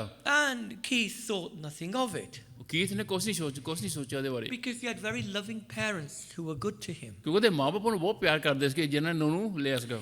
But when he was in his 40s, ਜਦੋਂ 40 ਸਾਲ ਦੀ ਉਮਰ ਤੇ ਪਹੁੰਚਿਆ, his daughter encouraged him to try and trace his parents. ਉਹਦੀ ਬੇਟੀ ਨੇ ਕਿਹਾ ਕਿ ਤੂੰ ਦੇਖ ਤਾਂ ਸਹੀ ਕਿ ਤੇਰੇ ਜਿਹੜੇ ਮਾਪੇ ਜਿਹਨਾਂ ਨੇ ਛੱਡਿਆ ਸੀਗਾ ਉਹ ਕੌਣ ਸੀਗੇ। ਉਹ Eventually, he tracked down his mother, ਉਹਨੇ ਆਪਣੀ ਮਾਂ ਨੂੰ ਲੱਭਿਆ, and then he asked about his father. ਉਹਨੇ ਉਹਨੂੰ ਪੁੱਛਿਆ ਕਿ ਮੇਰਾ ਆਪਣੇ ਬਾਪ ਦੇ ਬਾਰੇ। And she told him that his father was from Malaysia, ਕਹਿੰਦੇ ਕਿ ਤੇਰਾ ਬਾਪ ਜਿਹੜਾ ਹੈਗਾ ਮਲੇਸ਼ੀਆ ਤੋਂ ਸੀਗਾ, and he was studying in London at the time, London ਆਇਆ ਸੀਗਾ ਪੜ੍ਹਨ ਨੂੰ, and they had a relationship, ਉਹਨਾਂ ਦਾ ਰਿਸ਼ਤਾ ਹੋਇਆ। and this child was born out of wedlock. ਇਹ ਬੱਚਾ ਤੂੰ ਪੈਦਾ ਹੋਇਆ, ਬੱਚਾ ਪੈਦਾ ਹੋਇਆ ਵਿਆਹ ਦੇ ਬੰਧਨ ਤੋਂ ਬਾਹਰ। And then she told him something incredible. ਫਿਰ ਉਸਨੇ ਉਹਨੂੰ ਇੱਕ ਬਹੁਤ ਅਜੀਬ ਗੱਲ ਦੱਸੀ। She told him that his father was a prince. ਕਹਿੰਦੀ ਕਿ ਤੇਰਾ ਬਾਪ ਇੱਕ ਰਾਜਕੁਮਾਰ ਸੀਗਾ, ਸ਼ਹਿਜ਼ਾਦਾ ਸੀਗਾ, One of the princes in Malaysia. Malaysia ਦਾ ਇੱਕ ਸ਼ਹਿਜ਼ਾਦਾ ਸੀਗਾ। And although he wanted to marry her and take him back, the son back to Malaysia, ਉਹ ਚਾਹੁੰਦਾ ਸੀਗਾ ਕਿ ਉਹਦੀ ਮਾਂ ਨਾਲ ਵਿਆਹ ਕਰਾ ਕੇ ਉਹਨੂੰ ਤਾਂ ਇਸ ਬੱਚੇ ਨੂੰ ਮੁੜ ਕੇ ਲੈ ਕੇ ਜਾਵੇ ਮਲੇਸ਼ੀਆ ਨੂੰ। that was not possible because he was a prince of royal blood. ਮੁਮਕਿਨ ਨਹੀਂ ਸੀਗਾ ਕਿਉਂਕਿ ਉਹ ਸ਼ਾਹੀ ਖਾਨਦਾਨ ਦਾ ਰਾਜਕੁਮਾਰ ਸੀਗਾ। And this child, Keith, was conceived in sin. ਇਹ ਬੱਚਾ ਜਿਹੜਾ ਸੀਗਾ ਕੀਥ, ਇਹ ਵਿਆਹ ਸ਼ਾਦੀ ਤੋਂ ਬਾਹਰ ਪੈਦਾ ਹੋਇਆ ਸੀਗਾ। So his father returned to Malaysia ਸੋ ਦਾ ਬਾਪ ਮਲੇਸ਼ੀਆ ਮੁੜ ਕੇ ਗਿਆ, and he became the Sultan of the region of Perak. ਪਰਕ ਦਾ ਉਹ ਰਾਜਕੁਮਾਰ ਰਾਜਾ ਬਣ ਗਿਆ। And the mother gave up this child Keith for adoption. ਉਸ ਮਾਂ ਨੇ ਉਸ ਬੱਚੇ ਨੂੰ, ਬੇਟੇ ਨੂੰ ਦੇਤਾ ਗੋਦ ਕਿਸੇ ਦੇ। Now this man, Keith Williams, this coal man, coal merchant, couldn't believe what he was hearing. Keith ਨੇ ਜੋ ਸੁਣਿਆ ਆਪਣੇ ਕੰਨਾਂ ਦੇ ਨਾਲ, ਉਹਨੂੰ ਵਿਸ਼ਵਾਸ ਕਰਨਾ ਔਖਾ ਹੋ ਗਿਆ ਕਿ ਸਹੀ ਗੱਲ ਹੋਊਗੀ ਇਹ। He was a prince. ਉਹ ਰਾਜਕੁਮਾਰ ਸੀਗਾ। He was born into a royal family. He had royal blood in him. ਸ਼ਾਹੀ ਖਾਨਦਾਨ ਦੇ ਵਿੱਚ ਪੈਦਾ ਹੋਇਆ ਸੀਗਾ, ਉਹਦੇ ਨਸਾਂ ਵਿੱਚ ਸ਼ਾਹੀ ਖੂਨ ਦੌੜਦਾ ਸੀਗਾ। But all his life he had lived in Wales and worked as a coal merchant. ਸਾਰੀ ਉਮਰ ਉਹਨੇ ਵੇਲਜ਼ ਵਿੱਚ ਰਹਿ ਕੇ ਕੋਲਿਆਂ ਦੀ ਦਲਾਲੀ ਕੀਤੀ। He eventually went to Malaysia. ਉਹ ਮਲੇਸ਼ੀਆ ਗਿਆ, He met some of his siblings, ਆਪਣੇ ਹੋਰ ਰਿਸ਼ਤੇਦਾਰਾਂ ਨੂੰ ਮਿਲਿਆ, princes. They were princes. ਆਪਣੇ ਬਾਕੀ ਉਹ ਜਿਹੜੇ ਭੈਣ ਭਰਾ ਸੀ ਉਹਨਾਂ ਨੂੰ ਮਿਲਿਆ। His father had died and he visited his grave. ਉਹਦਾ ਬਾਪ ਮਰ ਗਿਆ ਸੀਗਾ, ਤੂੰ ਆਪਣੇ ਬਾਪ ਦੀ ਕਬਰ ਤੇ ਗਿਆ। What a story! ਕਿੰਨੀ ਅਜੀਬ ਕਹਾਣੀ ਆ, Isn't it incredible? ਅਜੀਬ ਕਹਾਣੀ ਆ। But you see, this story is our story if we are Christians. ਇਹ ਕਹਾਣੀ ਸਾਡੀ ਕਹਾਣੀ ਹੈਗੀ ਆ, ਅਸੀਂ ਜੇ ਵਿਸ਼ਵਾਸੀ ਹੈਗੇ ਆ ਤਾਂ। We are born in sin. ਅਸੀਂ ਪਾਪ ਦੇ ਵਿੱਚ ਪੈਦਾ ਹੋਏ ਆ। We are infected with sin. ਪਾਪ ਸਾਡੀਆਂ ਨਸਾਂ ਵਿੱਚ ਹੈਗਾ। We live in this dirty, sinful world. ਅਸੀਂ ਇਸ ਗੰਦੀ ਕਾਨੂੰਨੀ ਦੁਨੀਆ ਦੇ ਵਿੱਚ ਰਹਿੰਦੇ ਆ। We are like coal merchants. ਅਸੀਂ ਵੀ ਕੋਲਿਆਂ ਦੀ ਦਲਾਲੀ ਕਰਨ ਵਾਲੇ ਆ। As believers, it may be hard. ਵਿਸ਼ਵਾਸੀ ਹੋ ਕੇ ਹੋ ਸਕਦਾ ਸਾਡੇ ਲਈ ਔਖਾ ਹੋਵੇ, We get dirty. ਅਸੀਂ ਗੰਦੇ ਹੋ ਜਾਂਦੇ ਆ, It's a back-breaking job. ਸਾਡੀ ਟੂਹੀ ਟੁੱਟ ਜਾਂਦੀ ਆ। Often we feel like giving up. ਅਸੀਂ ਕਈ ਦਫਾ ਸੋਚਦੇ ਆ ਅਸੀਂ ਹਿੰਮਤ ਹਾਰ ਬਹਿ ਜਾਂਦੇ ਆ। We get tired. We get weary as believers. ਅਸੀਂ ਥੱਕ ਜਾਂਦੇ ਆ ਵਿਸ਼ਵਾਸੀ ਹੋ ਕੇ, ਅਸੀਂ ਕਮਜ਼ੋਰ ਹੋ ਜਾਂਦੇ ਆ। We don't feel like building God's house, God's kingdom, the church. ਸਾਡਾ ਦਿਲ ਨਹੀਂ ਕਰਦਾ ਕਿ ਅਸੀਂ ਪ੍ਰਭੂ ਦੇ ਘਰ ਨੂੰ, ਉਹਦੇ ਰਾਜ ਨੂੰ ਬਣਾਈਏ ਜਾਂ ਕੁਝ ਕਰੀਏ। But remember something. ਪਰ ਯਾਦ ਰੱਖੋ ਇਹ ਗੱਲ ਨੂੰ, We are also royalty. ਅਸੀਂ ਸ਼ਾਹੀ ਖਾਨਦਾਨ ਦੇ ਹੈਗੇ ਆ। We are prince and princesses. ਅਸੀਂ ਰਾਜਕੁਮਾਰ ਰਾਜਕੁਮਾਰੀਆਂ ਹੈਗੀਆਂ। ਅਸੀਂ Christ is the king. ਪ੍ਰਭੂ ਯੀਸ਼ੂ ਮਸੀਹ ਰਾਜਾ ਹੈ, And we are joint heirs with him. ਅਸੀਂ ਹਮ ਵਾਰਿਸ ਹੈਗੇ ਉਹਦੇ ਨਾਲ। So look ahead. ਅੱਗੇ ਦੇਖੋ, Work hard for the Lord. ਮਿਹਨਤ ਕਰੋ ਪ੍ਰਭੂ ਯੀਸ਼ੂ ਮਸੀਹ ਦੇ ਲਈ। Don't let anything bog you down. ਕੋਈ ਚੀਜ਼ ਤੁਹਾਨੂੰ ਰੋਕ ਨਾ ਪਾਵੇ, Don't let anything bring you down. ਕੋਈ ਚੀਜ਼ ਤੁਹਾਨੂੰ ਡਿਗੇ ਨਾ, Discourage you. ਕੋਈ ਤੁਹਾਨੂੰ ਤੁਸੀਂ ਨਿਰਾਸ਼ ਨਾ ਹੋਵੋ। No, one day you'll receive your inheritance as a prince. ਇੱਕ ਦਿਨ ਰਾਜਕੁਮਾਰ ਰਾਜਕੁਮਾਰੀ ਹੋ ਕੇ ਤੁਹਾਨੂੰ ਤੁਹਾਡੀ ਮਿਰਾਸ ਮਿਲਣੀ ਹੈ ਜ਼ਰੂਰ। We are sinners, ਅਸੀਂ ਪਾਪੀ ਆ, but we are also saints. ਪਰ ਅਸੀਂ ਸੰਤ ਵੀ ਹੈਗੇ ਆ। We are coal men, ਅਸੀਂ ਕੋਲਿਆਂ ਦੀ ਦਲਾਲੀ ਕਰਦੇ doing ਆ। a hard job on this earth. ਦੁਨੀਆ ਉੱਤੇ ਅਸੀਂ ਬੜੀ ਮਿਹਨਤ ਕਰਦੇ ਆ। But we are also princes and princesses, ਅਸੀਂ ਸ਼ਾਹੀ ਰਾਜਕੁਮਾਰ ਸ਼ਾਹੀ ਰਾਜਕੁਮਾਰੀਆਂ ਹੈਗੀਆਂ, sons and daughters of the living God. ਜ਼ਿੰਦਾ ਪਰਮੇਸ਼ਰ ਦੇ ਪੁੱਤਰ ਧੀਆਂ। So this is the general thrust of Zechariah's message. Zakariya ਦੇ ਪੈਗਾਮ ਦਾ ਇਹ ਮੁੱਖ ਵਾਕ ਹੈਗਾ। He encourages God's people to build his temple ਉਹ ਪ੍ਰਭੂ ਦੇ ਲੋਕਾਂ ਨੂੰ ਕਹਿੰਦਾ ਕਿ ਤੁਸੀਂ ਪ੍ਰਭੂ ਦਾ ਭਵਨ ਬਣਾਓ। by not looking at the present problems, ਹੁਣ ਨਾ ਦੇਖੋ ਕਿ ਇਸ ਵੇਲੇ ਕੀ ਹੋ ਰਿਹਾ ਹੈਗਾ, but the future ਪਰ glory. ਆਉਣ ਵਾਲੀ ਮਹਿਮਾ ਦੇ ਵੱਲ ਤੱਕੋ। So can you see Haggai and Zechariah complement each other? ਹਗਾਈ ਤੇ ਜ਼ਕਰੀਆ ਇਹ ਦੋਨੇ ਨਾਲ ਕਿਤਾਬਾਂ ਇਸ ਕਰਕੇ ਹੈਗੀ ਕਿਉਂਕਿ ਨਾਲ ਇਕੱਠੀਆਂ ਚੱਲਦੀਆਂ ਹੈਗੀਆਂ। Haggai, one prophet, he looks at the present situation. ਹਗਾਈ ਜਿਹੜਾ ਨਬੀ ਹੈਗਾ ਉਹ ਹੁਣ ਦੇ ਵਾਤਾਵਰਣ ਨੂੰ ਦੇਖਦਾ। Temple is in ruins. ਹੈਕਲ ਟੁੱਟੀ ਪਈ ਆ, And it says, look, do something about it. Get on with building. ਕਹਿੰਦਾ Get ਕਰੋ your ਕੁਛ। priorities right. ਕਰੋ ਕੁਛ, ਕਹਿੰਦਾ ਕਰੋ ਕੁਛ, ਇਹਨੂੰ ਬਣਾਓ, ਮੁੜ ਕੇ ਆਓ। Whereas Zechariah says, ਜ਼ਕਰੀਆ ਕਹਿੰਦਾ the same thing, carry on building, ਲੱਗੇ ਰਹੋ, ਸੀ ਬਣਾਈ ਜਾਓ, but he encourages them. ਪਰ ਉਹਨਾਂ ਨੂੰ ਹੌਸਲਾ ਦਿੰਦਾ, And he says, don't lose heart. ਹਿੰਮਤ ਨਾ ਹਾਰੋ। and look to future glory. ਆਉਣ ਵਾਲੀ ਮਹਿਮਾ ਵੱਲ ਆਪਣੀ ਅੱਖਾਂ ਲਾ ਕੇ ਰੱਖੋ। So this is how Zechariah firstly stirs the people. ਇਸ ਤਰ੍ਹਾਂ ਜ਼ਕਰੀਆ ਨਬੀ ਲੋਕਾਂ ਨੂੰ ਹਿਲਾਉਂਦਾ ਹੈਗਾ। Secondly, ਦੂਸਰੀ ਗੱਲ, how does Zechariah point to future glory then? ਆਉਣ ਵਾਲੀ ਮਹਿਮਾ ਦੇ ਵੱਲ ਜ਼ਕਰੀਆ ਕਿੱਦਾਂ ਇਸ਼ਾਰਾ ਕਰਦਾ ਹੈਗਾ। Now, please have your Bible open. ਆਪਣੀ ਬਾਈਬਲਾਂ ਖੋਲੋ। You can divide the book of Zechariah neatly into two sections, Zakariya ਦੀ ਕਿਤਾਬ ਨੂੰ ਅਸੀਂ ਦੋ ਹਿੱਸਿਆਂ ਵਿੱਚ ਵੰਡ ਸਕਦੇ ਹਾਂ। although you can subdivide it further if you want. ਅੱਗੇ ਵੀ ਹੋਰ ਵੀ ਵੰਡ ਸਕਦੇ ਹੈਗੇ ਆ। But chapters 1 to 8 ਪਰ ਪਹਿਲੇ 8 ਚੈਪਟਰ ਜਿਹੜੇ ਹੈਗੇ ਆ ਜ਼ਕਰੀਆ ਦੇ, tells the people not to sin like their forefathers. ਉਹ ਲੋਕਾਂ ਨੂੰ ਦੱਸਦਾ ਲੋਕਾਂ ਨੂੰ ਕਿ ਆਪਣੇ ਪੁਰਖਿਆਂ ਵਾਂਗਰ ਤੁਸੀਂ ਪਾਪ ਨਾ ਕਰੋ। Chapter 1 verse 4, ਪਹਿਲਾ chapter do not 34 be like your fathers, to whom the former prophets preached, saying, thus says the Lord of hosts, turn now from your evil ways and your evil deeds. But they did not hear nor heed me, says the Lord. ਜ਼ਕਰੀਆ 1:4, तुम अपने बाप दादा की मानद ना बनो जिससे अगले नबियों ने ना आवाज़ ना बुलंद कहा। रब्बुल अफ़ाज़ यूँ फरमाता है कि तुम अपनी बुरी रविश और बदा मलाई से बाज आओ, पर उन्होंने उसकी ना सुनी और मुझे ना माना, खुदावंद फरमाता है। So, what he's saying here ਕੀ ਕਹਿੰਦਾ?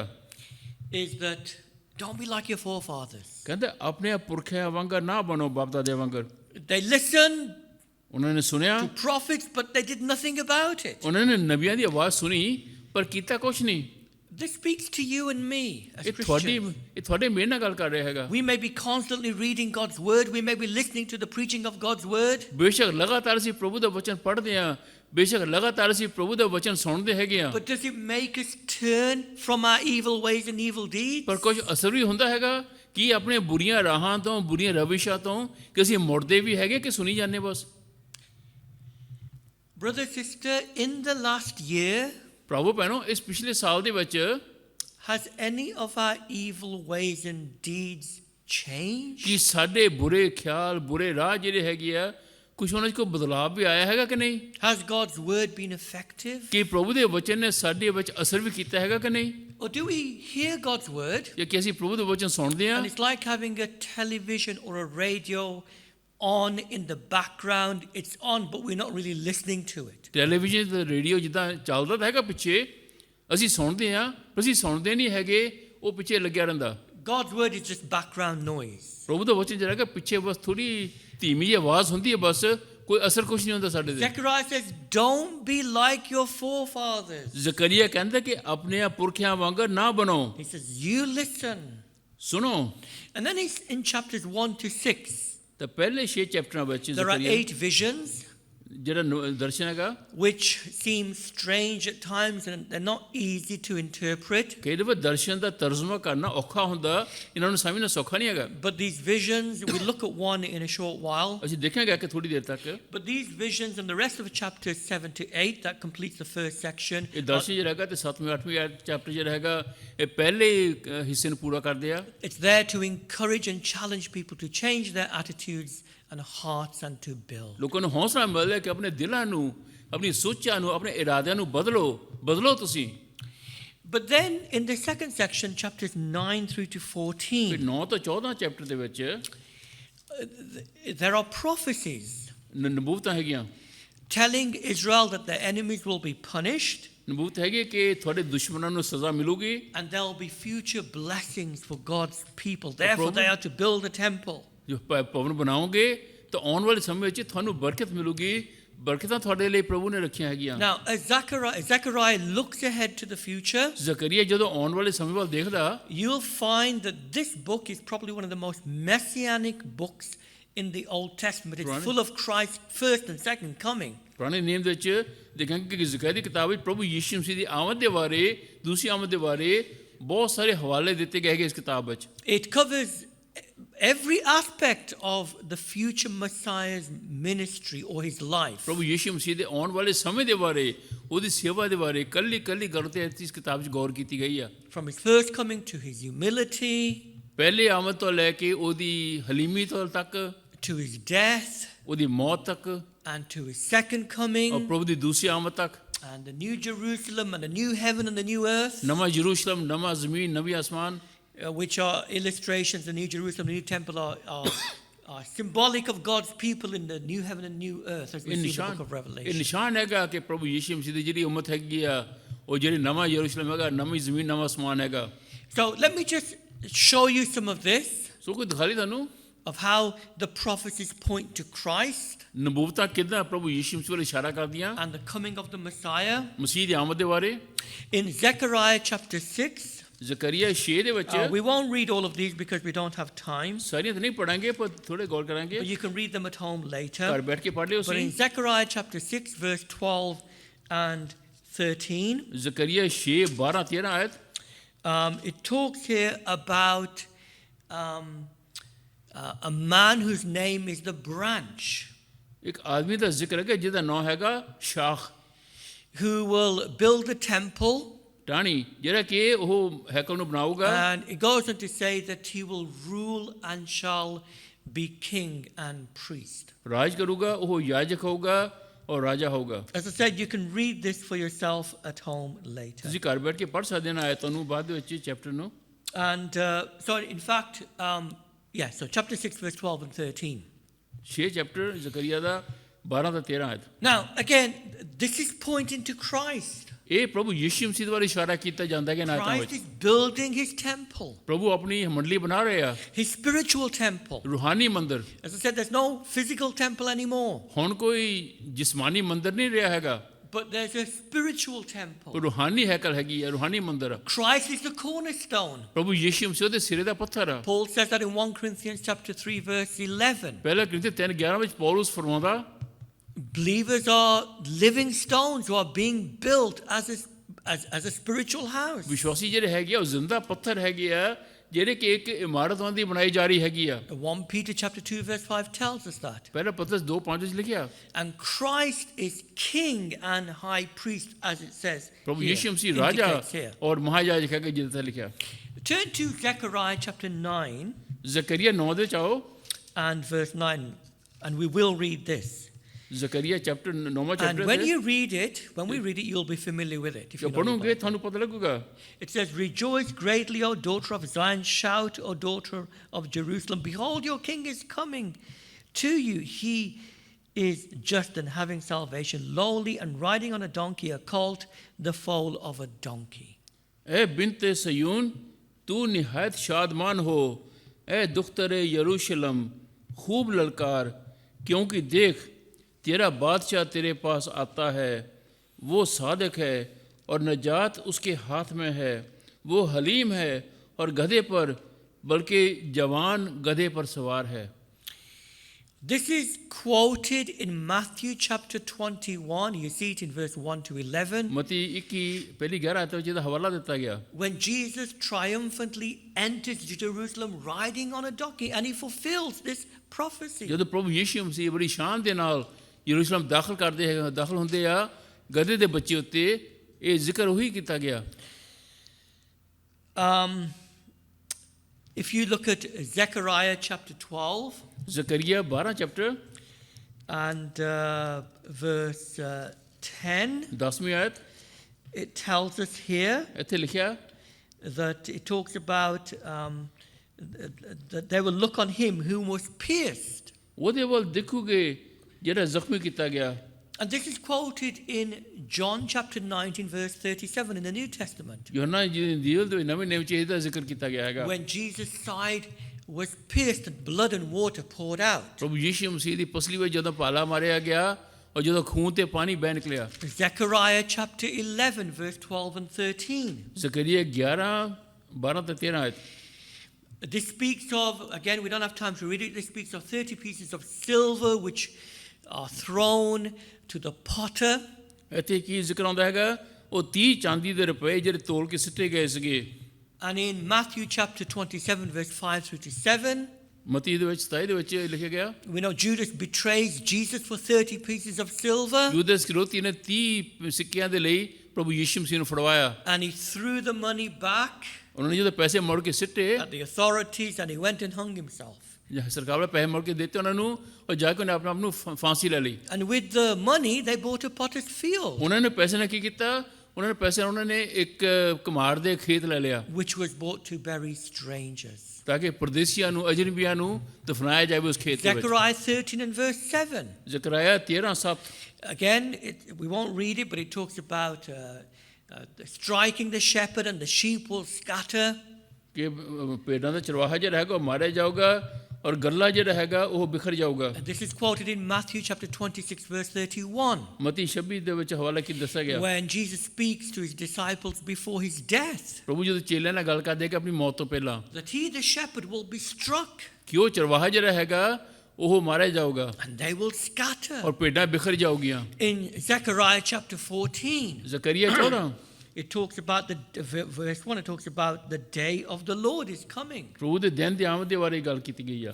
This focuses on Christ's second coming, ਇਹ ਪ੍ਰਭੂ ਯਿਸੂ ਮਸੀਹ ਦੀ ਦੂਸਰੀ ਆਮਦ ਹੈਗੀ ਆ। that he'll come to judge and to reign, ਪ੍ਰਭੂ ਆਊਗਾ ਇਨਸਾਫ ਕਰਨ ਦੇ ਲਈ and ਔਰ ਰਾਜ ਕਰਨ ਦੇ a ਲਈ। new age will be established, ਇੱਕ ਨਵਾਂ ਯੁੱਗ ਸਥਾਪਿਤ ਕੀਤਾ with a ਜਾਊਗਾ, new heaven and a new earth, ਨਵੀਂ ਜ਼ਮੀਨ ਤੇ ਨਵਾਂ ਅਸਮਾਨ। and God shall dwell with his people. ਪ੍ਰਭੂ ਆਪਣੇ ਲੋਕਾਂ ਦੇ ਨਾਲ ਵਾਸ ਕਰੂਗੇ। Now, can you see what the point is here? ਇਹ ਤੇ ਦੇਖਿਆ ਕੀ ਗੱਲ ਕਰ ਰਹੇ ਹੈਗੇ ਆ।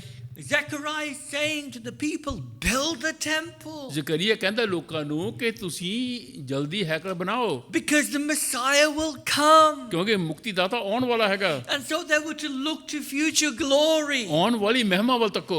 There is his first coming, there is his second coming. ਪਹਿਲੀ ਆਮਦ ਹੈਗੀ ਆ, ਦੂਸਰੀ ਆਮਦ ਹੈਗੀ ਆ। Likewise, we are to build, to serve, to build the church. ਅਸੀਂ ਵੀ ਸੇਵਾ ਕਰੀਏ ਹੈਕਲ ਬਣਾਉਣ ਦੇ ਵਿੱਚ, ਪ੍ਰਭੂ ਦੀ ਆਮਦ ਦੀ ਤਿਆਰੀ ਵਿੱਚ। Because Jesus Christ, he came and he died and he saved us. ਪ੍ਰਭੂ ਯਿਸੂ ਮਸੀਹ ਆਏ, ਮਰ ਗਏ, ਉਹਨਾਂ ਨੇ ਸਾਨੂੰ ਬਚਾਇਆ And he is coming again. ਔਰ ਪ੍ਰਭੂ ਦੁਬਾਰਾ ਵਾਪਸ ਆ ਰਹੇ ਹੈਗੇ ਆ। And we are to live now, today, ਹੁਣ ਅੱਜ ਜੀਏ ਉਹਦੇ ਲਈ। with all the troubles and the problems we may encounter. ਜਿਹੜੀਆਂ ਮੁਸ਼ਕਿਲਾਂ ਹੈਗੀਆਂ, ਜਿਹੜੀ ਜਦੋਜਹਿਦ ਹੈਗੀ ਆ, ਉਹਨਾਂ ਸਾਰੀਆਂ ਦੇ ਬਾਵਜੂਦ, With all our personality flaws, ਜਿੰਨੀਆਂ ਸਾਡੇ ਵਿੱਚ ਕਮੀਆਂ ਹੈਗੀਆਂ, ਕੱਜ ਹੈਗੇ ਆ, with all our personal battles, ਜਿੰਨੇ ਸਾਡੇ ਅੰਦਰ ਲੜਾਈਆਂ ਲੱਗੀਆਂ ਹੈਗੀਆਂ, with all our inclinations to relax and be lazy, ਜਿੰਨੀ ਸਾਡੀ ਸੋਚ ਹੈ ਕਿ ਅਸੀਂ ਆਰਾਮ ਕਰੀਏ, ਬੈਠੀਏ, ਆਲਸੀ ਹੋ ਜਾਈਏ, to be distracted. ਅਸੀਂ ਗੁੰਮਰਾਹ ਹੋ ਜਾਈਏ। No, we are to live now, today, in the light of future glory. ਨਹੀਂ, ਅੱਜ ਜਿਓ ਆਉਣ ਵਾਲੀ ਮਹਿਮਾ ਦੇ ਇੰਤਜ਼ਾਰ ਦੇ ਵਿੱਚ। So this is what Zechariah does, Zakariya ਇਹੀ ਕਰਦਾ, to stir the people, ਲੋਕਾਂ ਨੂੰ ਹਿਲਾਉਂਦਾ ਹੈਗਾ ਅੰਦਰੋਂ ਤੇ ਦਿਲਾਂ ਨੂੰ ਉਕਸਾਉਂਦਾ ਹੈਗਾ। to look to future glory. ਕਹਿੰਦੇ ਕਿ ਆਉਣ ਵਾਲੀ ਮਹਿਮਾ ਦੇ ਵੱਲ ਤੱਕੋ। So we've seen ਤੁਸੀਂ ਦੇਖਿਆ Zechariah, Zakariya the thrust of his message, ਉਹਦੇ ਵਚਨ ਦੀ ਜੋਸ਼ ਦੇ ਵਿੱਚ that he talks about future glory, therefore they have to build. ਆਉਣ ਵਾਲੀ ਮਹਿਮਾ ਦੇ ਬਾਰੇ ਗੱਲ ਕਰਦੇ ਕਿ ਬਣਾਓ ਹੈਕਲ ਨੂੰ। Secondly, we've seen how he does that by looking at Christ's first coming and second ਕਿੱਦਾਂ coming. ਕਰਦਾ ਉਹ? ਪ੍ਰਭੂ ਯਿਸੂ ਮਸੀਹ ਦੀ ਪਹਿਲੀ ਆਮਦ, ਦੂਸਰੀ ਆਮਦ ਦੇ ਬਾਰੇ ਲੋਕਾਂ ਨੂੰ ਹਵਾਲਾ ਦਿੰਦਾ। So now finally, ਹੁਣ ਆਖਰ ਦੇ ਵਿੱਚ we're going to take one of the visions here ਇੱਕ ਅਸੀਂ ਦਰਸ਼ਨ ਲਵਾਂਗੇ in chapter 3 verse 1 to 5, Zakariya 3 ਪਹਿਲੀਆਂ 5 ਆਇਤਾਂ ਵਿੱਚ, and see how Zechariah applies that to Israel at the time and us today. ਇਹ ਦਰਸ਼ਨ ਕਿੱਦਾਂ ਇਜ਼ਰਾਈਲ ਦੀ ਕੌਮ ਤੇ ਲਾਉਂਦਾ ਹੈਗਾ ਔਰ ਕਿੱਦਾਂ ਅੱਜ ਸਾਨੂੰ ਜ਼ਕਰੀਆ ਕਹਿ ਰਿਹਾ ਹੈਗਾ। Now, it would be possible to look at every vision here. We don't ਕੱਲਾ have ਦਰਸ਼ਨ time, ਤਾਂ ਦਿਖਣਾ ਤਾਂ ਨਾਮੁਮਕਿਨ ਹੈਗਾ, but we can just look at one and it'll help us to understand ਇੱਕ things. ਉੱਤੇ ਗੌਰ ਕਰਾਂਗੇ, ਉਹਦੇ ਨਾਲ ਸਾਡੀ ਮਦਦ ਹੋਊਗੀ ਸਮਝਣ ਦੇ ਲਈ। So, if you turn to Zechariah chapter 3, ਸੋ ਦੇਖੋ ਜ਼ਕਰੀਆ 3 verse 1 ਚੈਪਟਰ to 5, ਪਹਿਲੀਆਂ 5 ਆਇਤਾਂ। this passage talks about Joshua, ਇਹ ਆਇਤ ਹੈ ਕਿ ਯਹੋਸ਼ੂਆ ਨਬੀ ਦੇ ਬਾਰੇ, who was a high priest who also came back Yes, from yes. the exile to build the temple. ਉਹ ਸਰਦਾਰ ਕਹਾਨ ਸੀਗਾ, ਉਹ ਵੀ ਅਸੀਰੀ ਵਿੱਚ ਮੁੜ ਕੇ ਆਇਆ ਸੀਗਾ। Don't confuse him with Joshua in the time of Moses. That was a different Joshua many hundreds of years ago. ਇਹ ਮੂਸਾ ਦੇ ਸਮੇਂ ਦਾ ਯਹੋਸ਼ੂਆ ਨਹੀਂ ਹੈਗਾ, ਉਹਦੇ ਨਾਲ ਇਹਨੂੰ ਮਿਲਾ ਦੇਣਾ, ਇਹ ਹੋਰ ਹੈਗਾ। And in chapter 3 and verse 1, ਤੀਸਰੇ ਚੈਪਟਰ ਪਹਿਲੀ ਆਇਤ ਦੇ we read ਵਿੱਚ of Joshua the high priest who stands before the angel of the Lord. ਯਹੋਸ਼ੂਆ ਜਿਹੜਾ ਸਰਦਾਰ ਕਹਾਨ ਹੈਗਾ, ਉਹ ਖੁਦਾ ਦੇ ਫਰਿਸ਼ਤੇ ਦੇ ਅੱਗੇ ਖੜਾ ਹੈਗਾ। And standing at his right side ਉਹਦੇ is, ਸੱਜੇ ਹੱਥ is Satan who opposes him. ਉਹਦੇ ਸੱਜੇ ਹੱਥ ਸ਼ੈਤਾਨ ਖੜਾ ਹੈਗਾ, ਜਿਹੜਾ ਕਿ ਉਹਦਾ ਵਿਰੋਧ ਕਰਦਾ। So this is like being in a courtroom ਇਹ ਲਾ ਲਓ ਵੀ ਕਿ ਕਚਹਿਰੀ ਵਿੱਚ where Satan is accusing Joshua, the high priest. ਸ਼ੈਤਾਨ ਦੋਸ਼ ਲਾ ਰਿਹਾ ਹੈਗਾ ਯਹੋਸ਼ੂਆ ਉੱਤੇ, ਜਿਹੜਾ ਕਿ ਸਰਦਾਰ ਕਹਾਨ ਹੈਗਾ। So firstly, let's look at Satan here.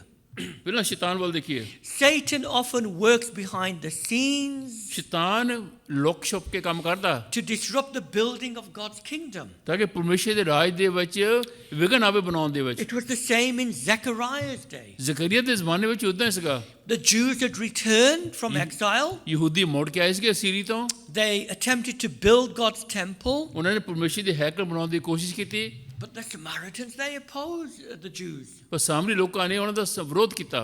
But also Satan had a hand in this behind the scenes. ਇਸ ਦੇ ਵਿੱਚ ਸ਼ੈਤਾਨ ਦਾ ਵੀ ਬਹੁਤ ਵੱਡਾ ਹੱਥ ਸੀਗਾ।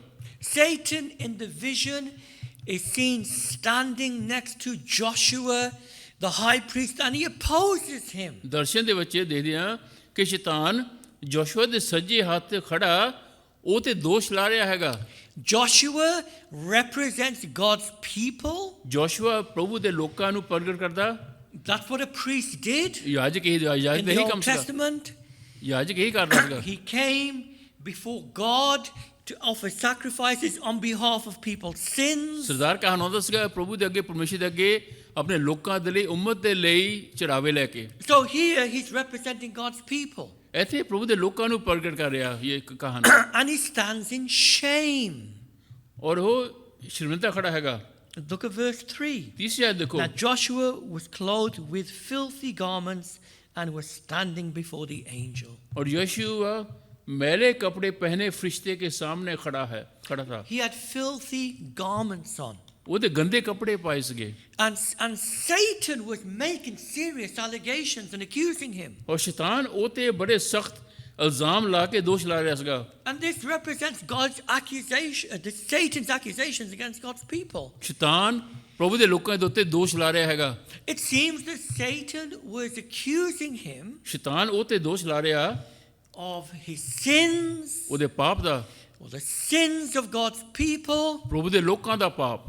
That's why they went into exile. They committed idolatry against God. ਤਾਂ ਹੀ ਉਹ ਸੀਰੀ ਵਿੱਚ ਚਲ ਗਏ ਸੀ ਕਿਉਂਕਿ ਉਹਨਾਂ ਨੇ ਪਰਮੇਸ਼ਰ ਦੇ ਖਿਲਾਫ ਮੂਰਤੀ ਪੂਜਾ ਕੀਤੀ ਸੀਗੀ। They had failed God. They were vile. ਉਹਨਾਂ ਨੇ ਪ੍ਰਭੂ ਨੂੰ ਹਰਾਤਾ ਸੀਗਾ। ਉਹਨਾਂ ਨੇ ਪ੍ਰਭੂ ਦੇ ਬਾਰੇ ਬਹੁਤ ਗਲਤ ਗੱਲਾਂ ਕਹੀਆਂ। And so, why build the temple? ਕੀ ਫਾਇਦਾ ਹੈਕਲ ਬਣਾਉਣ ਦਾ? It's an old shabby temple. It's not like Solomon's temple. ਇਹ ਤਾਂ ਪੁਰਾਣੀ ਬਿਲਡਿੰਗ ਹੈ ਤਾਂ ਕੀ ਬਣਾਉਣ ਦਾ ਫਾਇਦਾ ਹੈਗਾ? ਇਹ ਪਹਿਲੇ ਵਰਗੀ ਸ਼ਾਨੋ ਸ਼ੌਕਤ ਨਹੀਂ ਹੈਗੀ cycle the. And look at your enemies. ਆਪਣੇ ਦੁਸ਼ਮਣਾਂ ਵੱਲ ਦੇਖੋ। Satan may have been indicating. ਸ਼ੈਤਾਨ ਕਹਿੰਦਾ ਦੇਖੋ ਆਪਣੇ ਦੁਸ਼ਮਣਾਂ ਵੱਲ ਦੇਖੋ। They're laughing at your efforts. ਉਹ ਤੁਹਾਡੇ ਦੁਸ਼ਮਣ ਜਿਹੜੇ ਹੈਗੇ ਉਹ ਹੱਸ ਰਹੇ ਆ ਤੁਹਾਡੇ ਉੱਤੇ। Isn't this temple a disgrace to God and to you? ਆ ਜਿਹੜੀ ਹੈਕਲ ਤੁਸੀਂ ਬਣਾ ਰਹੇ ਹੈਗੇ ਆ, ਕੀ ਤੁਹਾਡੇ ਲਈ ਔਰ ਪਰਮੇਸ਼ਰ ਦੇ ਲਈ ਇਹ ਸ਼ਰਮ ਦੀ ਗੱਲ ਨਹੀਂ ਹੈਗੀ? And you failed God. ਤੁਸੀਂ ਤੇ ਹਾਰ ਗਏ ਰੱਬ ਦੇ ਅੱਗੇ। He was accusing him. ਸ਼ੈਤਾਨ ਦੋਸ਼ ਲਾ ਰਿਹਾ ਪ੍ਰਭੂ ਦੇ ਲੋਕਾਂ ਉੱਤੇ। Satan accuses Christians today. ਅੱਜ ਵੀ ਸ਼ੈਤਾਨ ਪ੍ਰਭੂ ਦੇ ਲੋਕਾਂ ਉੱਤੇ ਦੋਸ਼ ਲਾਉਂਦਾ। He's called the accuser of the brethren. ਭਰਾਵਾਂ ਦਾ ਦੋਸ਼ੀ ਉਹਨੂੰ ਕਿਹਾ ਗਿਆ ਹੈਗਾ। He wants to bring us down. ਉਹ ਸਾਨੂੰ ਗਿਰਾਉਣਾ ਚਾਹੁੰਦਾ ਹੈਗਾ। He wants to make us feel useless and worthless. ਉਹ ਚਾਹੁੰਦਾ ਕਿ ਅਸੀਂ ਇਦਾਂ ਲੱਗੀ ਕਿ ਅਸੀਂ ਨਕਾਰੇ ਹੈਗੇ ਆ, ਅਸੀਂ ਕਿਸੇ ਕੰਮ ਦੇ ਨਹੀਂ ਹੈਗੇ। Oh, give up. ਆ ਛੱਡੋ ਪਰਾਂ। Stop building God's kingdom. ਛੱਡੋ ਪਰਾਂ, ਰੱਬ ਦੇ ਰਾਜ ਨੂੰ ਨਾ ਬਣਾਓ, ਕੀ ਫਾਇਦਾ? What you do is useless anyway. ਜੋ ਤੁਸੀਂ ਕਰਦੇ ਆ ਕੋਈ ਫਾਇਦਾ ਤਾਂ ਹੈ ਨਹੀਂ, ਤੁਸੀਂ ਐਵੇਂ ਹੀ ਲੱਗੇ ਹੈਗੇ ਆ। The way you've lived, the way you failed God, the way you've sinned. ਦੇਖੋ ਤੁਸੀਂ ਕਿੱਦਾਂ ਜੀਂਦੇ ਹੈਗੇ ਆ, ਕਿੰਨੀ ਵਾਰ ਤੁਸੀਂ ਰੱਬ ਨੂੰ ਹਰਾਉਣੇ ਹੈਗੇ ਆ, ਕਿੰਨਾ ਸੀ ਪਾਪ ਕਰਦੇ ਹੈਗੇ ਆ, ਇਹ ਸਾਰਾ ਕੁਝ ਦਾ ਫਾਇਦਾ ਕੀ ਹੈਗਾ? Oh, look, things will come to nothing anyway. ਇਹ ਤੁਹਾਡੀ ਮਿਹਨਤ ਦਾ ਕੁਛ ਨਹੀਂ ਹੋਣਾ ਹੈਗਾ, ਛੱਡੋ ਵਿੱਚੋਂ। No one will listen to you. You're such a poor example. ਕਿਸੇ ਨੇ ਨਹੀਂ ਸੁਣਨੀ ਤੁਹਾਡੀ ਗੱਲ ਕਿਉਂਕਿ ਤੁਸੀਂ ਆਪ ਤੇ ਚੰਗਾ ਨਮੂਨਾ ਨਹੀਂ ਹੈਗੇ। Oh, why bother even coming to church? ਤੁਹਾਡੇ ਚਰਚ ਆਉਂਦੇ ਵੀ ਕੀ ਫਾਇਦਾ ਹੈਗਾ? Look, you've been home for over a year. ਤੁਹਾਨੂੰ ਸਾਲ ਤਾਂ ਹੋ ਗਏ ਘਰ ਬੈਠਿਆਂ ਨੂੰ। Carry on, it's okay. It'll make no difference anyway. ਹੁਣ ਵੀ ਬੈਠੇ ਰਹੋ, ਕਿਸੇ ਨੂੰ ਕੋਈ ਫਰਕ ਨਹੀਂ ਪੈਣਾ ਕਿ ਤੁਸੀਂ ਚਰਚ ਆਏ ਜਾਂ ਨਹੀਂ ਆਏ ਹੈਗੇ, ਆਉਂਦੇ ਨਹੀਂ ਆਉਂਦੇ, ਕੋਈ ਫਰਕ ਨਹੀਂ ਪੈਣਾ ਕਿਸੇ ਨੂੰ। Oh, you know what? Forget God's kingdom. There are other priorities. ਆ ਛੱਡੋ ਪਰ ਰੱਬ ਦੇ ਰਾਜ ਨੂੰ, ਹੋਰ ਤੁਹਾਡੇ ਕੋਲ ਬਹੁਤ ਸਾਰੇ ਕੰਮ ਧੰਦੇ ਹੈਗੇ ਕਰਨ ਨੂੰ। And you know what? You don't deserve forgiveness anyway because you've done this sin so many ਤੁਸੀਂ times. ਮਾਫੀ ਦੇ ਹੱਕਦਾਰ ਤਾਂ ਹੈ ਹੀ ਨਹੀਂ ਕਿ ਦੇਖੋ ਤੁਸੀਂ ਆਪਣੇ ਆਪ ਵੱਲ ਨੂੰ ਕਿੰਨੀ ਵਾਰ ਤੁਸੀਂ ਪਾਪ ਕੀਤਾ ਹੈਗਾ, ਉਹੀ ਪਾਪ ਮੁੜ ਕੇ ਕਰੀ ਜਾਂਦੇ ਹੈਗੇ ਆ, And- ਤੁਸੀਂ ਮਾਫੀ ਦੇ ਹੱਕਦਾਰ ਨਹੀਂ ਹੈਗੇ, And you'll never change anyway. ਤੁਸੀਂ ਕਦੇ ਬਦਲ ਨਹੀਂ ਸਕਦੇ ਹੈਗੇ। Brother, sister, does this sound familiar? Problem ਇਹ ਕੁਝ ਜਾਣੀ ਪਛਾਣੀ ਗੱਲ ਲੱਗਦੀ ਜਿਹੜੀ ਕੀਤੀ ਆ Do we listen to Satan's accusation? ਕਿ ਅਸੀਂ ਸ਼ੈਤਾਨ ਦੇ ਗੱਲਾਂ ਨੂੰ, ਸ਼ੈਤਾਨ ਦੇ ਦੋਸ਼ ਨੂੰ ਕਿ ਅਸੀਂ ਸੁਣ ਲਾ ਪੈਂਦੇ Do ਆ। we feel the guilt, the dirt? ਕੀ ਤੁਸੀਂ ਗੰਦਗੀ ਮਹਿਸੂਸ ਕਰਦੇ ਆ, ਕਿ ਅਸੀਂ ਬੋਝ ਦੋਸ਼ ਮਹਿਸੂਸ ਕਰਦੇ ਆ? Yes, we should feel. We should feel ਚਾਹੀਦਾ ਵੀ ਹੈ convicted of ਕਰਨਾ। our sin. ਸਾਡੇ ਪਾਪ ਦਾ ਬੋਝ ਮਹਿਸੂਸ ਕਰਨਾ ਚਾਹੀਦਾ, But ਪਰ we must never forget that God can forgive us and help us with our sin. ਪਰ ਕਦੇ ਨਾ ਭੁੱਲੋ ਕਿ ਪਰਮੇਸ਼ਰ ਸਾਨੂੰ ਮਾਫ ਕਰਦਾ, ਪਰਮੇਸ਼ਰ ਸਾਡੀ ਮਦਦ ਕਰਦਾ ਹੈਗਾ। Satan wants to discourage us and keep us from forgiveness. ਸ਼ੈਤਾਨ ਚਾਹੁੰਦਾ ਕਿ ਅਸੀਂ ਮਾਫੀ ਨਾ ਮੰਗੀਏ, ਸ਼ੈਤਾਨ ਚਾਹੁੰਦਾ ਕਿ ਅਸੀਂ ਹਮੇਸ਼ਾ ਦੋਸ਼ੀ ਰਹੀਏ, ਅਸੀਂ ਉਸ ਦੇ ਦੋਸ਼ ਦੇ ਵਿੱਚ ਹੀ ਅਸੀਂ ਖਤਮ ਹੋ ਜਾਈਏ। Secondly, then, let's look at Joshua. ਜੋਸ਼ੂਆ ਵੱਲ ਦੇਖੀਏ। He represents the state of God's people. ਜੋਸ਼ੂਆ ਜਿਹੜਾ ਹੈਗਾ ਸਰਦਾਰ ਕਾਹਨ, ਉਹ ਲੋਕਾਂ ਦੀ ਦਸ਼ਾ ਨੂੰ ਪ੍ਰਭੂ ਦੇ ਅੱਗੇ ਲੈ ਕੇ ਆਉਂਦਾ They ਹੈਗਾ। lacked courage. They lacked courage. ਉਹਨਾਂ ਵਿੱਚ ਹਿੰਮਤ ਹੈ ਨਹੀਂ, They had no desire to build the temple. Satan opposed them. They felt worthless. ਪ੍ਰਭੂ ਦੇ ਲੋਕਾਂ ਦੇ ਵਿੱਚ ਕੋਈ ਸ਼ੌਕ ਨਹੀਂ ਹੈਗਾ ਪ੍ਰਭੂ ਦਾ ਭਵਨ ਬਣਾਉਣ ਦਾ। ਉਹ ਕਹਿੰਦਾ ਕਿ ਸ਼ੈਤਾਨ ਦੋਸ਼ ਲਾ ਰਿਹਾ ਕਿ ਇਹਨਾਂ ਵਿੱਚ ਤਾਂ ਕੁਛ ਹੈ ਹੀ ਨਹੀਂ। Satan could be doing the same thing to you. ਹੋ ਸਕਦਾ ਸ਼ੈਤਾਨ ਤੁਹਾਨੂੰ ਵੀ ਇਹੀ ਕਹਿੰਦਾ ਹੋਵੇ। As you seek to come out of exile, out of lockdown and start building God's kingdom. ਜਦ ਤੁਸੀਂ ਸੋਚਦੇ ਕਿ ਸੀਰੀ ਵਿੱਚ ਬਾਹਰ ਆਉਣ ਦੀ, ਔਰ ਤੁਸੀਂ ਸੋਚਦੇ ਕਿ ਪ੍ਰਭੂ ਦਾ ਕੰਮ ਮੁੜ ਕੇ ਸ਼ੁਰੂ ਕਰੀਏ, ਪ੍ਰਭੂ ਦਾ ਭਵਨ ਬਣਾਈਏ। And we look at the filthy garments, as it says in verse 3. ਜਿਹਦਾ ਤੀਸਰਾ ਲਿਖਿਆ ਸੀ ਦੇ ਪਰ ਸਾਡੇ ਤਾਂ ਕੱਪੜੇ ਗੰਦੇ ਆ। But what happens? ਕੀ ਹੋਇਆ? This is absolutely wonderful. ਬਹੁਤ ਸੋਹਣੀ ਗੱਲ ਆ। God comes to the defense of his people. ਪਰਮੇਸ਼ਵਰ ਆਪਣੇ ਲੋਕਾਂ ਦੇ ਅੱਗੇ ਆ ਕੇ ਖੜਾ ਹੁੰਦਾ ਹੈਗਾ, ਪ੍ਰਭੂ ਆਪਣੇ ਲੋਕਾਂ ਦੇ ਲਈ ਆਉਂਦਾ। Look at verse 2. ਦੂਸਰੀ ਆਇਤ ਦੇਖੋ। And the Lord said to Satan, the Lord rebuke you, Satan, the Lord who has chosen Jerusalem, rebuke you. Is this not a brand plucked from the fire? ऐ खुदावंद और खुदावंद ने शैतान से कहा, ऐ शैतान, खुदावंद तुझे मलामत करे। हाँ, वो तुझे मलामत करे जिसने यरूशलेम को कबूल किया है, तुझे मलामत करे। वो क्या वो ये लोग नहीं जिसने आग से निकाले गए हैं? The Lord rebukes Satan. प्रभु ने आके शैतान को चढ़ किया। God does not deny or excuse or overlook the sins of his people. ਪ੍ਰਭੂ ਇਹ ਨਹੀਂ ਕਹਿੰਦਾ ਕਿ ਮੈਂ ਆਪਣੇ ਲੋਕਾਂ ਦੇ ਪਾਪ ਦਰਗੁਜ਼ਰ ਕਰ ਦੇਣੇ ਹੈਗੇ ਆ, ਆਪਣੇ ਲੋਕਾਂ ਦੇ ਪਾਪਾਂ ਨੂੰ ਦੇਖਣਾ ਨਹੀਂ ਹੈਗਾ। But he rebukes Satan. ਪਰ ਪਰਮੇਸ਼ਰ ਸ਼ੈਤਾਨ ਨੂੰ ਝੜਕਦਾ। And he says, these are my people. ਪ੍ਰਭੂ ਕੀ ਕਹਿੰਦਾ? ਇਹ ਮੇਰੇ ਲੋਕ ਹੈਗੇ ਆ। They are a brand plucked out of the fire. ਇਹ ਉਹ ਲੋਕ ਹੈਗੇ ਆ ਜਿਹੜੇ ਅੱਗ ਦੇ ਵਿੱਚੋਂ ਕੱਢੇ ਗਏ ਹੈਗੇ ਆ। They were in fire, in punishment in Babylon. ਕਹਿੰਦੇ ਅੱਗ ਵਿੱਚ ਸੀਗੇ ਇਹ ਬਾਬਲ ਸੀਗੇ ਸੀਰੀ ਵਿੱਚ, ਇਹ ਇਹਨਾਂ ਨੂੰ ਸਜ਼ਾ ਦੇ ਰਿਹਾ ਸੀਗਾ। But they are my people. ਪਰ ਪ੍ਰਭੂ ਕਹਿੰਦਾ ਇਹ ਮੇਰੇ ਲੋਕ ਆ। And I brought them back to Jerusalem. ਇਹਨਾਂ ਨੂੰ ਮੈਂ ਮੁੜ ਕੇ ਯਰੂਸ਼ਲਮ ਲੈ ਕੇ ਆਇਆ। And I plucked them out of the fire. ਮੈਂ ਇਹਨਾਂ ਨੂੰ ਅੱਗ ਦੇ ਵਿੱਚੋਂ ਕੱਢ ਕੇ ਲੈ ਕੇ ਆਇਆ। Brother, sister, we are God's people. ਪ੍ਰਭੂ ਭੈਣੋ, ਅਸੀਂ ਰੱਬ ਦੇ ਲੋਕ ਆ। If we are in Christ. ਜੇ ਅਸੀਂ ਪ੍ਰਭੂ ਯਿਸੂ ਮਸੀਹ ਦੇ ਵਿੱਚ ਹੈਗੇ ਆ ਤਾਂ। Because God has plucked us out of the fire of hell. ਪ੍ਰਭੂ ਨੇ ਸਾਨੂੰ ਨਰਕ ਦੀ ਅੱਗ ਦੇ ਵਿੱਚੋਂ ਕੱਢਿਆ ਹੈਗਾ ਬਾਹਰ। And although Satan accuses us, ਬੇਸ਼ੱਕ ਸ਼ੈਤਾਨ ਸਾਡੇ ਤੇ ਦੋਸ਼ ਲਾਉਂਦਾ, God protects his people. ਪ੍ਰਭੂ ਆਪਣੇ ਲੋਕਾਂ ਦੀ ਹਿਫਾਜ਼ਤ ਕਰਦਾ। And God comes to our defense. ਪ੍ਰਭੂ ਸਾਡੇ ਹਿਫਾਜ਼ਤ ਦੇ ਲਈ ਸਾਡੇ ਅੱਗੇ ਖੜੇ ਹੁੰਦੇ ਆ। God forgives us and God cleanses us. ਪ੍ਰਭੂ ਸਾਨੂੰ ਮਾਫ ਕਰਦਾ, ਪ੍ਰਭੂ ਸਾਨੂੰ ਸ਼ੁੱਧ ਕਰਦਾ। And he puts an end to Satan's ਔਰ accusation. ਸ਼ੈਤਾਨ ਦੇ ਦੋਸ਼ਾਂ ਨੂੰ ਪ੍ਰਭੂ ਖਤਮ ਕਰ ਦਿੰਦਾ। You say, how does he put an end to Satan's accusation? ਤੁਸੀਂ ਪੁੱਛੋਗੇ ਕਿੱਦਾਂ ਸ਼ੈਤਾਨ ਦੇ ਦੋਸ਼ਾਂ ਨੂੰ ਖਤਮ ਕਰਦਾ? Well, the third thing ਤੀਸਰੀ ਗੱਲ that we look at is the garment. ਜਿਹੜਾ ਵਸਤਰ ਹੈ ਗਿਆ, Something wonderful happens here. ਬਹੁਤ ਸੋਹਣਾ ਹੁੰਦਾ ਕਿ ਦੇਖੋ The ਕਿ angel of the Lord, ਖੁਦਾ ਦਾ ਫਰਿਸ਼ਤਾ, who is probably a theophany, that is, he's Christ before he became incarnate. ਉਹ ਪ੍ਰਭੂ ਯਿਸੂ ਮਸੀਹ ਕਹਿੰਦਾ ਕਿ ਪ੍ਰਭੂ ਯਿਸੂ ਮਸੀਹ ਹੈ ਗਿਆ ਇਸ ਤੋਂ ਪਹਿਲਾਂ ਕਿ ਉਹ ਦੇਹਧਾਰੀ ਹੋ ਕੇ ਧਰਤੀ ਉੱਤੇ ਆਏ। He says to those before him, other angels, ਬਾਕੀ ਦੇ ਫਰਿਸ਼ਤਿਆਂ ਨੂੰ ਉਹ ਫਰਿਸ਼ਤਾ ਕਹਿੰਦਾ to take off Joshua's filthy garments and clothe him with rich robes. ਕਿ ਜੋਸ਼ੂਆ ਦੇ ਗੰਦੇ ਵਸਤਰ ਲਾ ਕੇ, ਗੰਦੇ ਕੱਪੜੇ ਲਾ ਕੇ ਇਹਨੂੰ ਤੁਸੀਂ ਸੋਹਣੀ ਪੋਸ਼ਾਕ ਪਹਿਨਾਓ। Verse 4 tells us that. ਚੌਥੀ ਆਇਤ ਲਿਖਿਆ, You can read it for yourself. ਪੜੋ।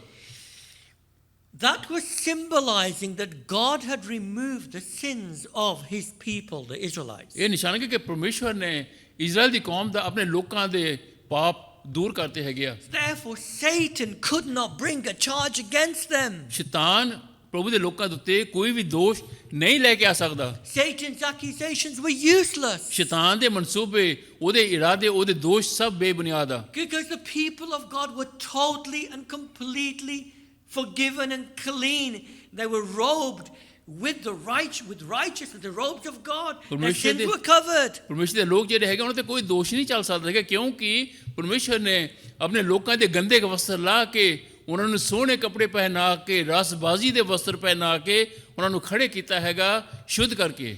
When Satan accuses us, ਜਦੋਂ ਸ਼ੈਤਾਨ ਸਾਡੇ ਤੇ ਦੋਸ਼ ਲਾਉਂਦਾ, remember if we are in Christ, ਯਾਦ ਰੱਖੋ ਕਿ ਜੇ ਅਸੀਂ ਪ੍ਰਭੂ ਯਿਸੂ ਮਸੀਹ ਦੇ ਵਿੱਚ ਹੈਗੇ ਆ, we have been given the righteousness of Christ. ਸਾਨੂੰ ਪ੍ਰਭੂ ਯਿਸੂ ਮਸੀਹ ਦੀ ਰਸਬਾਜ਼ੀ ਬਖਸ਼ੀ ਗਈ ਆ। And Paul says in Romans, Romeo ਵਿੱਚ ਪੌਲਸ ਕਹਿੰਦਾ, who can bring a charge against God's elect? ਕੌਣ ਹੈਗਾ ਜਿਹੜੇ ਪਰਮੇਸ਼ਰ ਦੇ ਬਰਗਜ਼ੀਦਾਂ ਦੇ ਖਿਲਾਫ ਕੋਈ ਦੋਸ਼ ਲੈ ਕੇ ਆ ਸਕਦਾ? It is God who justifies. Who is he who condemns? ਜਿਸ ਨੂੰ ਪਰਮੇਸ਼ਰ ਨੇ ਧਰਮੀ ਠਹਿਰਾਤਾ, ਕੌਣ ਹੈਗਾ ਜਿਹੜਾ ਉਹਨੂੰ ਦੋਸ਼ੀ ਠਹਿਰਾ ਸਕਦਾ? Yes, we make mistakes. Yes, we sin. ਅਸੀਂ ਗਲਤੀਆਂ ਕਰਦੇ ਹਾਂ, ਅਸੀਂ ਪਾਪ ਕਰਦੇ ਹਾਂ। Go to God, seek forgiveness and cleansing. ਪ੍ਰਭੂ ਦੇ ਚਰਨਾਂ ਜਾ ਕੇ ਮਾਫੀ ਮੰਗੋ, ਉਹ ਮਾਫ ਕਰਦਾ। And God forgives. ਪ੍ਰਭੂ ਮਾਫ ਕਰਦਾ। Don't let Satan's accusations paralyze us ਇਹ ਨਾ ਹੋਵੇ ਕਿ ਸ਼ੈਤਾਨ ਦੇ ਜਿਹੜੇ ਦੋਸ਼ ਹੈਗੇ ਆ ਉਹ ਸਾਨੂੰ ਅਪਾਹਜ ਕਰਕੇ ਰੱਖ ਦੇਣ from walking with God and building God's kingdom and building the church of Jesus ਇਹ ਨਾ ਹੋਵੇ Christ. ਕਿ ਪ੍ਰਭੂ ਦੇ ਕੰਮ ਕਰਦੇ ਕਰਦੇ, ਪ੍ਰਭੂ ਦੇ ਭਵਨ ਬਣਾਉਂਦੇ ਬਣਾਉਂਦੇ, ਪ੍ਰਭੂ ਦੀ ਸੇਵਾ ਕਰਦੇ ਕਰਦੇ ਅਸੀਂ ਅਪਾਹਜ ਹੋ ਕੇ ਬਹਿ ਜਾਈਏ। God is saying, ਪਰਮੇਸ਼ਰ ਕਹਿ ਰਹੇ ਆ, forget Satan's words, believe my words. ਭੁੱਲ ਜਾਓ ਜੋ ਤੁਹਾਨੂੰ ਸ਼ੈਤਾਨ ਕਹਿੰਦਾ ਕਿ ਪ੍ਰਭੂ ਕਹਿੰਦੇ ਆ ਜੋ ਮੈਂ ਤੁਹਾਨੂੰ ਕਹਿਣਾ ਹੈਗਾ ਨਾ, ਉਹਨਾਂ ਲਫ਼ਜ਼ਾਂ ਦੀ ਗੌਰ ਕਰੋ, ਉਹਨਾਂ ਲਫ਼ਜ਼ਾਂ ਤੇ ਵਿਸ਼ਵਾਸ ਕਰੋ। Joshua was restored. ਜੋਸ਼ੂਆ ਨੂੰ ਮੁੜ ਕੇ ਪ੍ਰਭੂ ਨੇ ਖੜਾ ਕੀਤਾ। The people were encouraged ਲੋਕਾਂ ਨੂੰ ਹੌਸਲਾ ਮਿਲਿਆ, to go on and to build and to walk in holiness. ਲੋਕਾਂ ਨੂੰ ਹੌਸਲਾ ਮਿਲ ਗਿਆ ਮੁੜ ਕੇ ਦੁਆਰਾ ਭਵਨ ਬਣਾਉਣ ਦਾ, ਪ੍ਰਭੂ ਦੇ ਨਾਲ ਚੱਲਣ ਦਾ, ਮਜ਼ਬੂਤੀ ਨਾਲ ਅੱਗੇ ਚੱਲਣ ਦਾ। Chapter 3 verse 7 talks about Jesus- walking in holiness. Chapter 7 ਵਿੱਚ ਲਿਖਿਆ ਹੈਗਾ ਪਵਿੱਤਰਤਾ ਦੇ ਚੱਲਣ ਦਾ। And the vision goes on. ਦਰਸ਼ਨ ਅੱਗੇ ਜਾ ਕੇ ਦੱਸਦਾ, God tells Joshua in verse 8 that a great high priest will come. 8 ਵਿੱਚ ਪ੍ਰਭੂ ਕਹਿੰਦੇ ਕਿ ਇੱਕ ਸਰਦਾਰ ਕਹਾਣ ਆਊਗਾ। And in verse 8 he said, my servant the branch will come. ਉਹ ਜਿਹੜਾ ਹੈਗਾ ਟਹਿਣੀ ਹੈਗਾ ਆਊਗਾ। And he says he will, verse 9, that God will remove all sin in one day. ਇੱਕ ਦਿਨ ਦੇ ਵਿੱਚ ਪ੍ਰਭੂ ਕਹਿੰਦੇ ਆ ਉਹ ਸਾਰਾ ਪਾਪ ਦੂਰ ਕਰ ਦੂਗਾ। One day. ਇੱਕ ਦਿਨ ਦੇ ਵਿੱਚ When Christ came and Christ died. ਪ੍ਰਭੂ ਯਿਸੂ ਮਸੀਹ ਆਏ, ਉਸ ਇੱਕ ਦਿਨ ਦੇ ਵਿੱਚ ਮਰ ਗਏ। One day when his blood was shed at Calvary. ਇੱਕ ਦਿਨ ਦੇ ਵਿੱਚ ਜਦੋਂ ਪ੍ਰਭੂ ਯਿਸੂ ਮਸੀਹ ਦਾ ਖੂਨ ਸਲੀਬ ਤੇ ਬਹਾਇਆ ਗਿਆ। This is what the Old Testament looks forward to. ਇਹ ਪੁਰਾਣੇ ਨੇਮ ਵਿੱਚ ਇਸ਼ਾਰਾ ਹੈਗਾ ਪ੍ਰਭੂ ਦਾ। So Zechariah in the vision is saying, carry on building the temple. Zakariya ਕਹਿੰਦਾ ਹੈਗਾ ਹੈਕਲ ਬਣਾਈ ਜਾਓ, A Messiah will come ਮਸੀਹਾ ਆਊਗਾ, who will walk in this temple ਮਸੀਹਾ ਆਊਗਾ ਜਿਹੜਾ ਇਸੀ ਹੈਕਲ ਦੇ ਵਿੱਚ and ਤੁਰਿਆ ਫਿਰੂਗਾ, fill it with his glory. ਆਪਣੇ ਨੂਰ ਦੇ ਨਾਲ, ਆਪਣੀ ਮਹਿਮਤ ਦੇ ਨਾਲ ਇਸ ਹੈਕਲ ਨੂੰ ਭਰੂਗਾ। Brother, sister, ਭਰਾਵੋ ਭੈਣੋ, Satan and others may accuse you. ਸ਼ੈਤਾਨ ਔਰ ਬਾਕੀ ਦੇ ਲੋਕ ਤੁਹਾਡੇ ਬੇਸ਼ੱਕ ਦੋਸ਼ ਲਾਉਣ, Our natural sinful inclination may discourage us.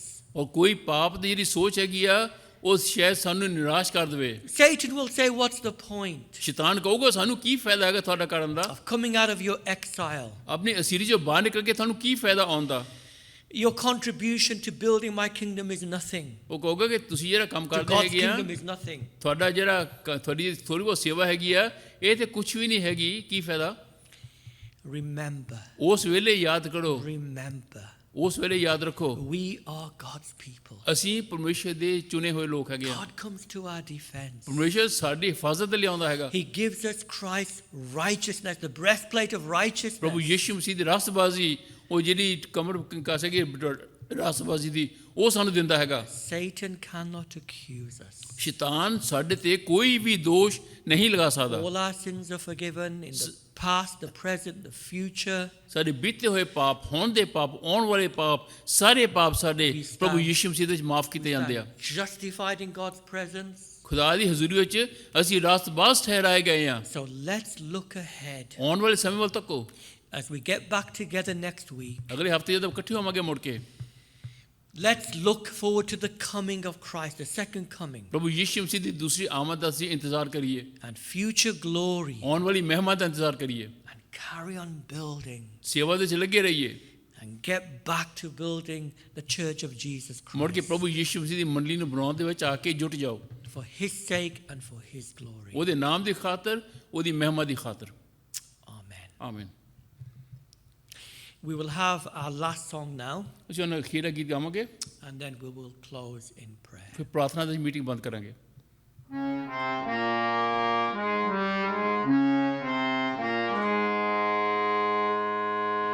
जाएंगे तम देश में जरूर रहेंगे प्रभु के साथ हम जरूर स्वर्गीय देश उत्तम प्रियो है हमारा वो देश जो अद्भुत है पिता को भाया है हमें एक राज दे दुनिया की सृष्टि से पहले बनाया है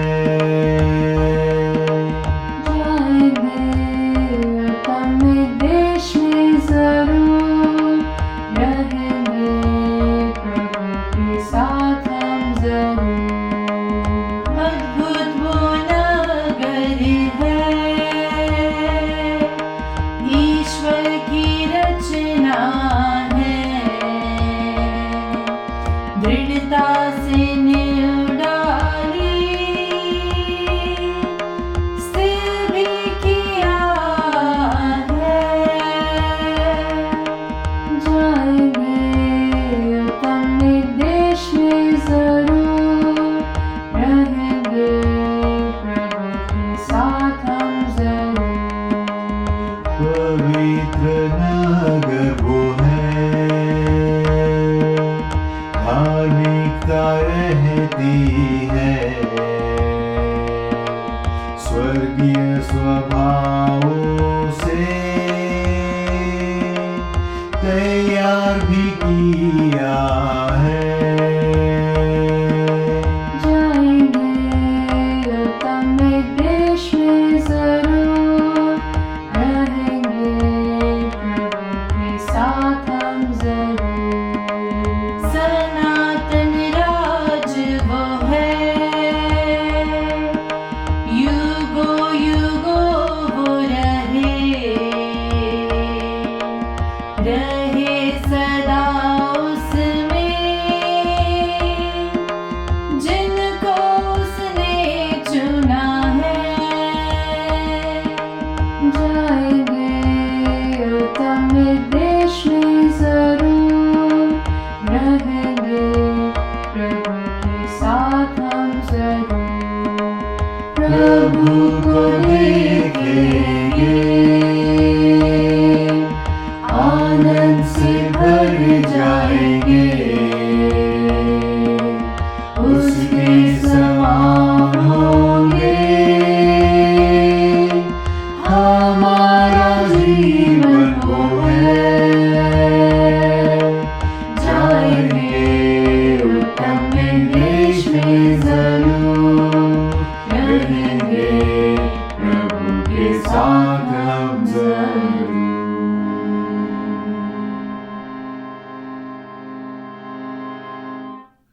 Before I close in prayer, ਪ੍ਰਾਰਥਨਾ ਵਿੱਚ ਮੀਟਿੰਗ ਬੰਦ ਕਰਨ ਤੋਂ ਪਹਿਲਾਂ I just want to say that this is our last online service. ਇਹ ਸਾਡੀ ਅਖੀਰਲੀ ਮੀਟਿੰਗ ਹੈਗੀ ਆਨਲਾਈਨ।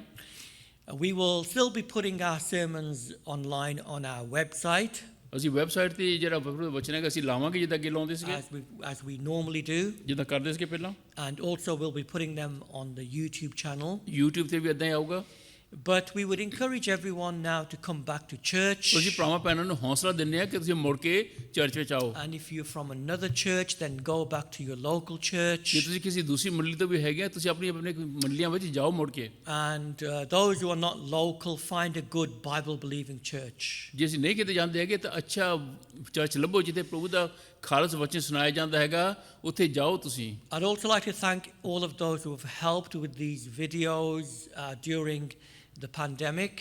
ਇਸ ਸਾਲ ਦੇ ਦੌਰਾਨ ਜਿਨ੍ਹਾਂ ਨੇ ਮਦਦ ਕੀਤੀ ਹੈਗੀ ਵੀਡੀਓ ਬਣਾਉਣ ਦੇ ਵਿੱਚ ਭਾਈ ਕਹਿੰਦੇ ਮਨ ਦਾ ਧੰਨਵਾਦ ਕਰਦਾ We want to thank Mukesh, who initially helped with editing the videos and putting them together. Mukesh ਨੇ ਪਹਿਲਾਂ ਮਦਦ ਕੀਤੀ ਸੀਗੀ ਸਾਰਾ ਕਰਨ ਦੇ ਵਿੱਚ And then Joshua, who took over and has been doing it for most of the time. ਸਾਡਾ ਬੱਚਾ ਜੋਸ਼ੂਆ ਉਹਨੇ ਬਾਅਦ 'ਚ ਕੰਮ ਸੰਭਿਆ ਔਰ ਹੁਣ ਤੱਕ ਕਰਦਾ ਆਇਆ ਹੈਗਾ Not just editing one, but 2 videos ਇੱਕ every ਨਹੀਂ ਪਰ week. ਦੋ ਵੀਡੀਓ ਐਡਿਟ ਕੀਤੇ ਉਹਨੇ Also want to thank those who have helped with the leading. ਜਿਹੜੇ ਭਰਾਵਾਂ ਨੇ ਲੀਡਿੰਗ ਵਿੱਚ ਮਦਦ ਕੀਤੀ ਉਹਨਾਂ ਦਾ ਧੰਨਵਾਦ ਕਰਦੇ ਆ So Brother Shingara, ਭਾਈ shikara Dharampal, who's translating today, ਅੱਜ ਤਰਜਮੇ ਦੇ ਲਈ ਵੀ Atul, ਭਾਈ Atul Gurpreet, Gurpreet and John. John Want to thank the singers, ਜਿਹੜੇ ਗੋਈ ਹੈਗੇ ਸਾਡੇ that Shimply, ਸ਼ਿੰਪਲੀ with a beautiful voice, ਇੰਨੀ ਸੁੰਦਰ ਆਵਾਜ਼ ਹੈਗੀ ਸਾਡੀ ਬੱਚੀ ਦੀ who's been singing the English songs and also helping with the Hindi and the Punjabi Angrezi songs. ਦੇ ਪੰਜਾਬੀ ਦੇ